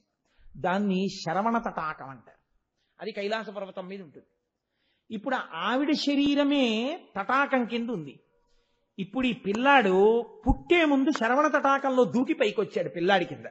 అంటే ఆ శరవణ తటాకం అమ్మవారి శరీరం అయితే అమ్మవారి శరీరంలోంచే వచ్చాడా లేదా? కాబట్టి పార్వతీదేవికి కొడుకు అయ్యాడు. అందుకే మంత్రం ఇంకోటి ఉండదు, శరవణ భవ. అమ్మ పేరు మీదే ఉంటుంది ఆయనకి. అమ్మకి కొడుకు, భవ అంటే పుట్టినవాడు. ఆ మంత్రంకే ఆయన ఎంతో ప్రసన్నుడవుతాడు. కాబట్టి ఇప్పుడు పరమబ్రహ్మజ్ఞాని సనత్కుమారుల వారు సుబ్రహ్మణ్యుడిగా వచ్చారు. కాబట్టి తీసుకొచ్చి అమ్మవారు చేతిలో శూలం పెట్టింది. దేవతలందరూ తమ తమ అంశలు ధారపోశారు. దేవసేనకి పట్టాభిషేకం చేశారు. ఆయన వెళ్ళాడు, తారకాసుర సంహారం చేసేశాడు. దేవతలందరూ సంతోషపడిపోయారు. ఆనాటి నుంచి ఈనాటికి ఏనాటికి ఆయన దేవసైన్యానికి ఆధ్యక్షంలోనే ఉంటాడు. అటువంటి మహానుభావుడైనటువంటి సుబ్రహ్మణ్యుడున్నాడే, ఆయన యొక్క ఈ వృత్తాంతాన్ని ఎవరైనా ఎక్కడైనా పరమ భక్తి శ్రద్ధలతో వింటే అటువంటి వారికి ఆయుర్దాయము కలగడమే కాదు, స్కందసాలోక్యతాం వ్రజేత్ అన్నారు మహర్షి. స్కందలోకము అని సుబ్రహ్మణ్య లోకం ఉంటుంది. వాళ్ళు ఆ లోకాన్ని పొందుతారు శరీరములు పడిపోయిన తర్వాత. అంతటి మహానుభావుడు సుబ్రహ్మణ్యుడు. ఆయన పంచభూతములకు అధిపతి. గుహ అంటే హృదయ గుహయందు ఉండేటటువంటి వాడు. అందుకే స్కందుడు అంటే గర్భస్రావమై పుట్టినటువంటి వాడు. కార్తికేయుడు కృత్తికల పాలు తాగినవాడు. షడాననుడు ఆరుముఖములతో పుట్టినవాడు. కుక్కుటధ్వజుడు కోడిపుంజు ధ్వజంగా కలిగినటువంటి వాడు. ఇన్ని పేర్లు ఆయనకు వచ్చేసాయి. అటువంటి సుబ్రహ్మణ్యుడు పంచభూతములకు అధిపతిగా ఉంటాడు, పరబ్రహ్మంగా. అందుకే ఆయన బ్రహ్మణ్యుడు కాడు, సుబ్రహ్మణ్యుడు. తండ్రికి తల్లికి తగిన కొడుకు, నీలిమేఘం మీద మెరుపు తీగ, అటువంటి వాడు. అందుకే అంత అందం. మీరు చూడండి, అసలు సుబ్రహ్మణ్యుణ్ణి చూస్తే ఇప్పటికీ నా బలహీనత ఏమిటో తెలుసా అండి? ఎంతమంది దేవతా స్వరూపాలని చూసినా నమస్కారం చేయబుద్ధేస్తుంది, కానీ నాకు ఎక్కడైనా సుబ్రహ్మణ్యుడు ఫోటో చూస్తే ముద్దెట్టుకోబుద్ధేస్తుంది. అసలు ఎంత అందంగా ఉంటాడో. చిన్న పిల్లాడు, ఎప్పుడు బ్రహ్మచారి, ఏదో చిన్న వటువులాగా చిన్ని పిల్లాడిలాగా ఉండి, ఆ బుగ్గలు, అమ్మ అందం, నాన్నగారి తేజస్సు, ఆ విభూతి పిండికట్లు, ఆ బొట్టు, ఆ శూలం, ఇటు వల్లి, ఇటు దేవసేన, ఆ నించోడం, ఆయన బ్రహ్మజ్ఞానం, ఆయన కిరీటం, తిరుత్తణిలో చూడాలి ఆయన అందం. ఒక్కసారి దండపాణిగా, ఒకసారి స్వామిమలైలో గోచి పెట్టుకుని ఉంటాడు. అలా ఒక్కొక్క చోట ఒక్కొక్కలా 6 ముఖాలతో ద్రవిడ దేశంలో 6 క్షేత్రాలు ఆయనకి. ఆ సుబ్రహ్మణ్య శక్తి అనంతం. మహానుభావుడు. తన లోకమివ్వగలడు, మోక్షమివ్వగలడు. ఆయన పుడుతూనే నేను 5 భూతముల మీద అధిపతిని నిరూపణం చేశాడు. బ్రహ్మణ్య స్థానం మనకు అర్థం అది. అది సుబ్రహ్మణ్యం అంటే. కాబట్టి పంచభూతములు నా అధీనములో ఉంటాయి. నేను బ్రహ్మాండకర్తను, స్థితికర్తను, ప్రళయకర్తను, తండ్రి లాంటి వాణ్ణి. ఆత్మావై పుత్రనామాసి, నాకు శివునకు అభేదమని నిరూపించాడు. ఎలా అంటే మీరు చూడండి, ఆయన పుట్టినప్పుడు జ్యోతిస్వరూపం. ఎందుకని? అగ్నిహోత్రుడు కదా, పావకి అని పేరు. అగ్నిహోత్రుని యందు ఉండిపోయినటువంటి తేజస్సు, ఆ ఉష్ణశక్తి, ఆ వేడి జ్యోతి. ఆ జ్యోతి వెలుగుతోంది అంటే గాలి ఉంటేనే వెలుగుతుంది. కాబట్టి గాలి యొక్క సాయము చేత గాలి యందు వెలుగుతున్న దీపం, అగ్ని వాయువు ఈ రెండూ కలిసి శరవణ భవ నీళ్లలో పడి పైకి వచ్చాడు. కాబట్టి జలము ఈ మూడు కాకుండా ఆకాశస్వరూపుడై వ్యోమకేశుడైనటువంటి పరమశివుడి కొడుకు కాబట్టి ఆకాశము. ఆయన ఎప్పుడు సాధారణంగా సుబ్రహ్మణ్యుడి యొక్క క్షేత్రాలన్నీ కూడా ప్రసిద్ధ క్షేత్రాలన్నీ కొండ కొమ్ము మీదే ఉంటాయి. అందుకని ఆయన పృథివీతత్వం ఉన్నవాడు. కాబట్టి పృథివీ ఆపస్ తేజో వాయు ఆకాశములు ఐదింటిని అధిగమించినవాడు అని పుట్టుక యందు నిరూపించినవాడు సుబ్రహ్మణ్యుడు. అంతటి మహానుభావుడై ఆయన ఈ దేశంలో 2 సార్లు అవతార స్వీకారం చేశారు. ఒకసారి కుమారిల భట్టుగా వచ్చారు. శంకర భగవత్పాదుల కన్నా ముందొచ్చింది ఆ అవతారం. నాన్నగారు శంకరాచార్యుల వారిగా వెడుతున్నారు.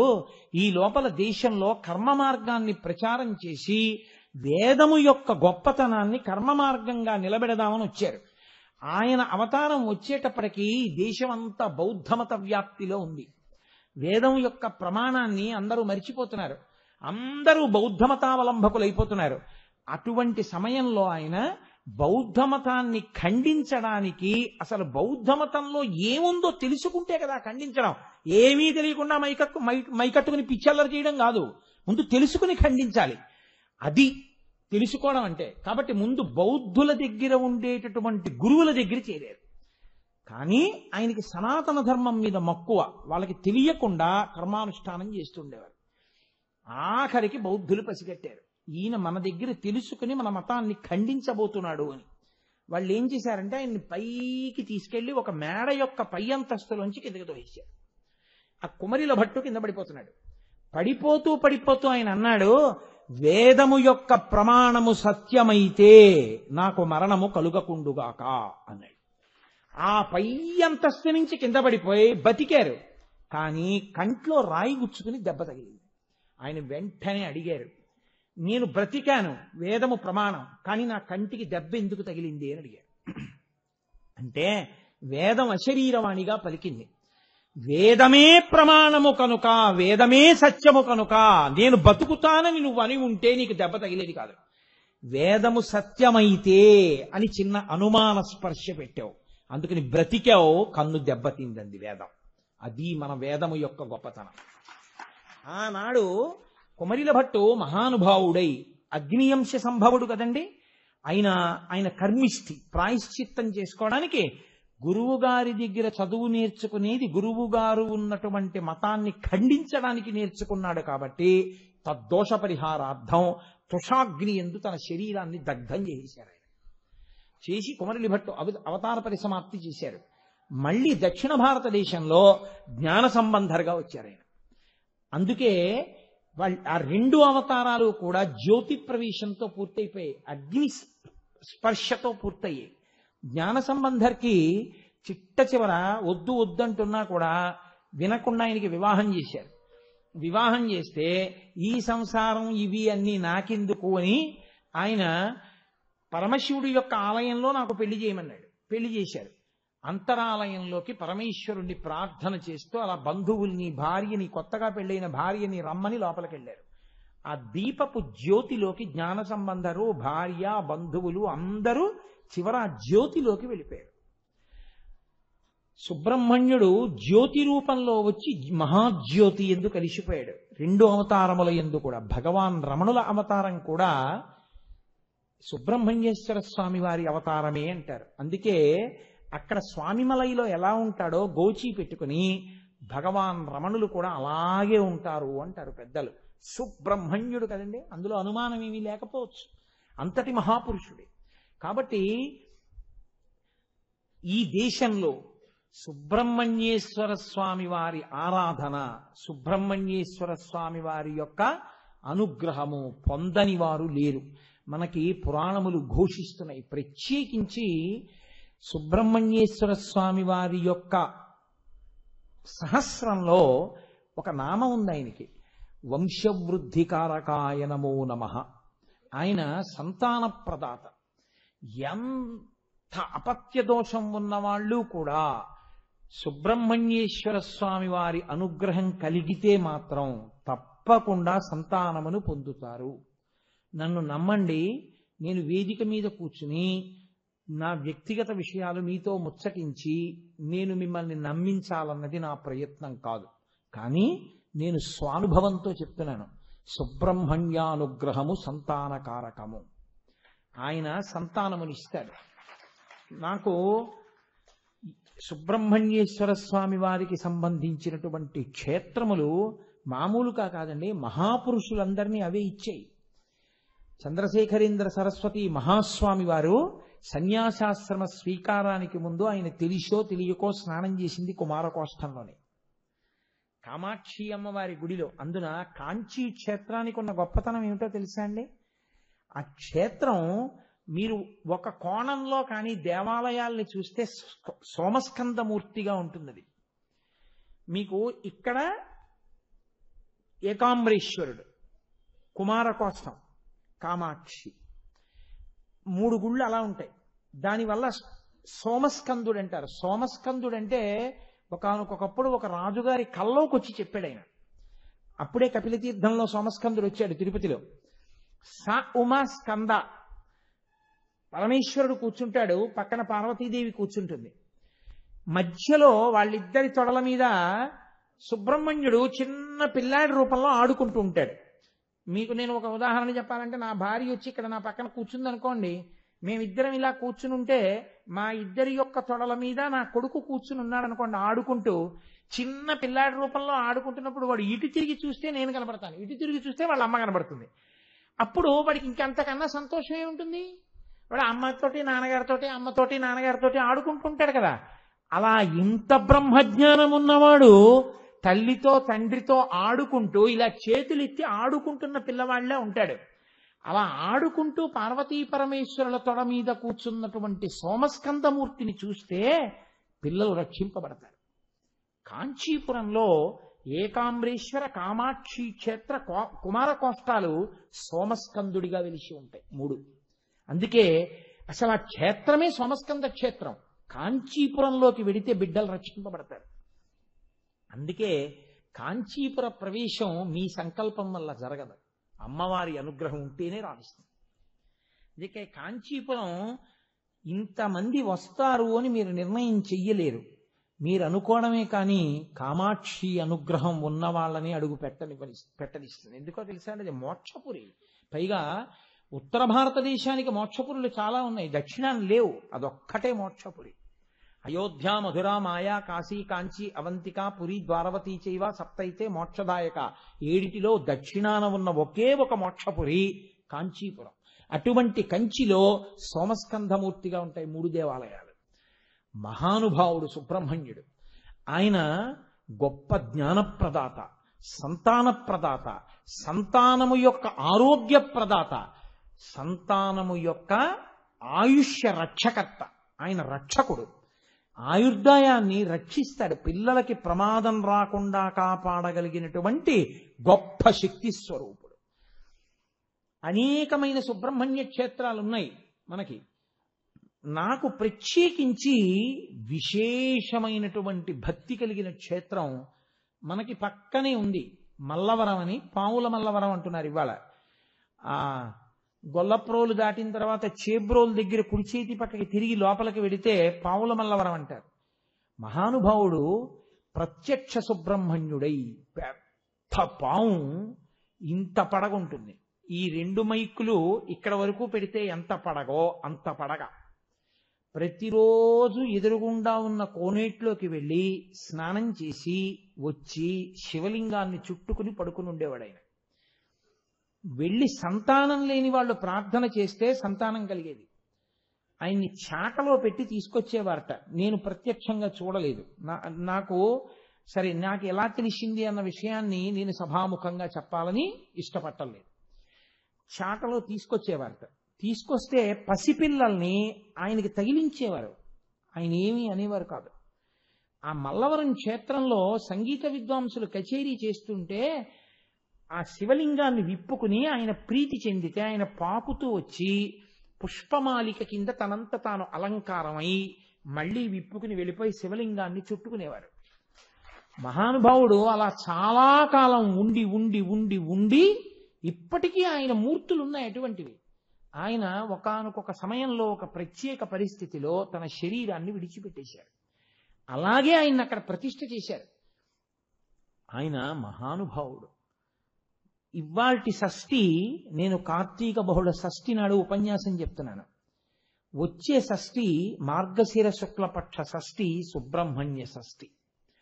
ఆ సుబ్రహ్మణ్య షష్ఠి నాడు మల్లవరం సుబ్రహ్మణ్యేశ్వర స్వామి దేవాలయం వెనకాతల నిస్సంతువులు అనగా బిడ్డలు లేని వారిని పడుకోమంటారు. వాళ్ళు పడుకుని కొద్దిగా కునుకు పట్టి మళ్ళీ మెలక వచ్చిన తర్వాత వెళ్ళిపోతారు. వాళ్ళు వచ్చే సంవత్సరం ఒళ్ళో పిల్లాడితో వచ్చి మొక్కు తీర్చుకుంటూ ఉంటారు. నేను ఒక సుబ్రహ్మణ్య షష్ఠికి అక్కడ ఉపన్యాసానికి వెళ్ళానో లేకపోతే ఏదో దర్శనానికి వెళ్ళానో నాకు స్పష్టంగా జ్ఞాపకం లేదు. కానీ నేను అలా పసిపిల్లలతో వచ్చినటువంటి తల్లిదండ్రుల్ని నేను చూశాను. ఎందుకంటే ఆ మల్లవరం దేవస్థానాన్ని నిర్వహించేటటువంటి భాగ్యాన్ని పొంది పరమభక్తి కలిగినటువంటి కుటుంబాలతో నాకు బంధుత్వం ఉంది. ఆ కుటుంబాలతో నాకు చాలా సన్నిహిత సంబంధం ఉంది. అందుకని నాకు ఆ క్షేత్రం గురించి సాధికారికంగా కొన్ని విషయాలు తెలుసు. అంతటి సర్వోత్కృష్టమైన క్షేత్రమై మహానుభావుడు ఎంతమందికి బిడ్డలనిచ్చాడో, ఎంతమందికి ఎన్ని సమస్యలు తీర్చాడో, ఆనాటి నుండి ఈనాటి వరకు, ఈనాటి వరకేమి ఏనాటికైనా సుబ్రహ్మణ్యుడు సుబ్రహ్మణ్యుడే. కుజదోషాన్ని కూడా విరిచి ఆయన వివాహకారకుడవుతాడు. కుజదోషాన్ని నిగ్రహించగలిగిన ఏకైక మూర్తి సుబ్రహ్మణ్యుడు. బ్రహ్మజ్ఞానం ఇవ్వగలిగిన వాడు సుబ్రహ్మణ్యుడు. ఎందుకంటే లోకంలో మహాపండితుడు గొప్ప విద్వాంసుడైన వాడికి చెయ్యగలిగిన సత్కారం ఏమి అని అడిగారు. ఆయనకి మీరు ఏ సత్కారం చేస్తారు? మహావిద్వాంసుడు కోరుకునే సత్కారం ఏమిటో తెలుసా అండి? కొడుకు చేతిలో ఓడిపోవాలని. తన కొడుకే అంత గొప్పవాడైతే అంతటి విద్వాంసుడైన తండ్రి ఎంత మురిసిపోతాడు. ఈశాన సర్వ విద్యానాం ఈశ్వర సర్వభూతానాం బ్రహ్మాధిపతిర్బ్రహ్మణోధిపతిర్బ్రహ్మ శివో మే అస్తు సదా శివోం అనిపించుకున్నటువంటి పరమేశ్వరుడు తన కొడుకైనటువంటి సుబ్రహ్మణ్యుడి దగ్గరికి వెడితే, నాన్నగారు మీకు ప్రణవానికి అర్థం చెప్తానన్నారు. అసలు ప్రణవస్వరూపుడే పరమేశ్వరుడు. ఏమిట్రా నువ్వు నాకు ప్రణవానికి కొత్త అర్థం చెప్పగలవా? సాధికారికంగా చెప్తాను నాన్నగారు, చెప్పు. వినేవాడు కిందకుండాలి కదూ, కూర్చోండి చెప్తాను అని కుడి చెవిలో ప్రణవానికి సంబంధించినటువంటి విశేషార్థ వివరణం చేశాడు ఆయన. ఎన్నో మాటలు ఉపన్యాసాలు చెప్పినా ఒక శ్లోకానికి ఎప్పుడూ ఒకలా చెప్పడమే కానీ ఇలా కూడా వస్తుందనుకోని తండ్రికి కొడుకు, నాన్నగారు ఆ శ్లోకాన్ని అలా చెప్తున్నారు కానీ ఇలా కూడా వస్తుంది అర్థం అన్నాడు అనుకోండి, తండ్రి ఎంత మురిసిపోతాడో, నా కొడుకు ఎంత గొప్ప విద్వాంసుడయ్యాడని. అలా పరమేశ్వరుడు ఆ రోజున పొంగిపోయాట, నా కొడుకు చేతిలో ఓడిపోయిన నాకన్నా బాగా చెప్పాడు ప్రణవార్థమని. పుత్రాదిచ్చేత్ పరాజయం. విద్వాంసుడు కోరుకునేది ఏంటంటే తన కొడుకు చేతిలో ఓడిపోవాలని. పరమేశ్వరుడికి అంత గొప్ప ఆనందాన్ని ఇచ్చిన కొడుకు సుబ్రహ్మణ్యుడు. కాబట్టి మహానుభావుడైనటువంటి సుబ్రహ్మణ్యుడు ఎంత ఆశ్చర్యమో చూడండి. శివాలయ పునర్నిర్మాణం చెయ్యాలి అని కొంతమంది పూనిక వహించి కూర్చుంటే ఇన్నాళ్ళు ఆపి ఆపి ఆపి ఆపి ఇంకొక వారం రోజుల్లో ఉపన్యాసాలు పరిసమాప్తం అయిపోతుండగా సుబ్రహ్మణ్యేశ్వర స్వామి వారి దేవాలయ పునర్నిర్మాణానికి కావలసిన 1,80,000 రూపాయలు నేను ఒక్కడే ఇచ్చుకుంటాను, అది నా జీవితంలో గొప్ప ఫలితం గురువు గారు, నాకు అది దూరం చెయ్యొద్దు అని వెంటపడి వెంపర్లాడి, చిన్న చిన్న పిల్లలు అంత మొత్తం సాహసం చెయ్యరు, నేను ఇచ్చుకుంటే నా వంశానికి సుబ్రహ్మణ్యుడి రక్ష, నేనేమి రక్షిస్తాను అని పూనికతో నమ్మకంతో ముందుకొచ్చేటటువంటి పిల్లవాడిని తీసుకొచ్చి షష్ఠి తిథి నాడు ఆ ద్రవ్యాన్ని ఇప్పించాడు. అది ఆయన పట్టంటే. అంటే రాబో కాలంలో పునర్నిర్మాణం అవుతున్న శివాలయంలో ఉన్న సుబ్రహ్మణ్యేశ్వర స్వామి వారి దేవాలయం ఎంత శక్తివంతం కాబోతోంది అనడానికి ఇదే ఉదాహరణ. అందుకే ఇంత గొప్ప తిథి నాడు చెప్పకుండా దీన్ని వరుస క్రమంలో వెనక్కి పెట్టడం ఎందుకు అని మహాసేన జనక అంటే మహాసైన్యం ఉన్నవాడు, దేవతా సైన్యం ఉన్నవాడు సుబ్రహ్మణ్యుడు. ఆయన తండ్రి పరమశివుడు. ఆ మాట చెప్తే పొంగిపోతాట. కొడుకు వృద్ధిలోకి వచ్చాడనుకోండి, ఆయన కొడుకండి అన్నారనుకోండి, ఆ తండ్రికి ఎంత సంతోషంగా ఉంటుంది. పరమేశ్వరుడికి పొంగు ఉండదు, కుంగు ఉండదు. కానీట సుబ్రహ్మణ్యుడి తండ్రి అండి అంటే మాత్రం అవునండి అని ఇలా పొంగిపోతాట. కాబట్టి అటువంటి సుబ్రహ్మణ్యేశ్వరుడి వృత్తాంతం ఇవాళ చెప్పబడితే నా తల్లిదండ్రులు పార్వతీ పరమేశ్వరులు ఎంత పొంగిపోతారు. పైగా వినాయకుడికి అపారమైన ప్రీతి అన్నగారికి తమ్ముడంటే. ఎందుకో తెలుసా అండి? సుబ్రహ్మణ్యేశ్వర స్వామి తన జీవితంలో తను సాధించుకోలేకపోయింది ఒక్కటే ఉంది. ఏమిటో తెలుసా అండి? వల్లిని పెళ్లి చేసుకోలేకపోయాడు ఆయన. అంత తొందరగా దొరికేదైతే వల్లి ఎందుకు అవుతుంది? అలా దొరకనిది మహా చక్కటి కుటుంబంలో పుట్టేది కాబట్టే వల్లి అవుతుంది. కాబట్టి వల్లిని పెళ్లి చేసుకుందామని సుబ్రహ్మణ్యుడు వెంపర్లాడాడు. కానీ ఆమె ఆయన వంక చూడ్డానికి కూడా ఇష్టపడకపోతే ఆఖరికి కిరాతుడి వేషం కట్టాడు సుబ్రహ్మణ్యుడు. ఆమె ఏదో ఓ కోయ పిల్లలా తిరుగుతోంది. కిరాతుడి వేషంలో వస్తే చూస్తుందేమో అనుకున్నాడు. ఆమెమీ చూడలేదు. అప్పుడు ఆయన, ఇన్ని వేషాలు కట్టినా ఎంత ప్రయత్నం చేసినా వల్లి మనది అవ్వట్లేదు, వల్లి మనది అయ్యేట్టు చేయగలిగిన వాడు అన్నయ్య ఒక్కడే, ఈ విఘ్నాలు తీసేసేవాడని అన్నయ్యకి నమస్కారం చేశాడు. వెంటనే వినాయకుడు ఏం చేశాడో తెలుసా అండి? తమ్ముడా, నేనుండగా నీకెందుకురా బెంగ అని వెంటనే ఏనుగైపోయి ఆయన పరిగెత్తుకుంటూ వచ్చి వల్లిని తరిమాడు. ఆ వల్లి ఏనుగు వచ్చేస్తోందని పరిగెత్తుకుంటూ వెళ్ళిపోయింది. వెళ్ళిపోవడంలో కిరాత వేషంలో ఉన్న సుబ్రహ్మణ్యుడు వృద్ధ బ్రాహ్మణ వేషంలో నించున్నాడు. ఈ పిల్ల వృద్ధ బ్రాహ్మణుడే కదా, రక్షిస్తాడని పరిగెత్తుకెళ్ళి గట్టిగా కౌగిలించేసుకుంది. ఏమిటి ఇలా కౌగిలించుకున్నావు? వదులు అంటాడు. నీవు తిది అంటే ఆవిడంది, వెనక ఏనుగు తరువుకు వస్తోంది, అందుకు కౌగిలించుకున్నాను, రక్షించండి అంది. ఆయన తన నిజస్వరూపాన్ని ప్రకటించాడు. ఏనుగు ఇంకెందుకు తమ్ముడు మరదలో కలిసిపోయిన తర్వాత అన్నగారు వెళ్ళిపోయాడు. అందుకని వినాయకుడు చేసిన పెళ్లి పెద్దన్నయ్య గారు పూనుకున్న తర్వాత పెళ్ళయింది వల్లీ కళ్యాణం. కాబట్టి ఆ కుటుంబంలో వల్లీ దేవసేన సమేత సుబ్రహ్మణ్యుడు ఉన్న చోట గణపతి ఉంటారు కదండి. ఆ గణపతిని చూడగానేట సుబ్రహ్మణ్యుడు, అన్నయ్య నీ వల్లే అన్నయ్య ఇళ్ళతో ఇలా ఉన్నాను అని మురిసిపోతాట. ఇలాంటి కొడుకులురా అని ఆవిడ పొంగిపోతుందిట. ఇలాంటి భార్య అండి అని పరమశివుడు పొంగిపోతాట. ఇలాంటి భర్త అండి అని ఆవిడ పొంగిపోతుందిట. ఇలాంటి తల్లిదండ్రులండి అని పిల్లలు పొంగిపోతారట.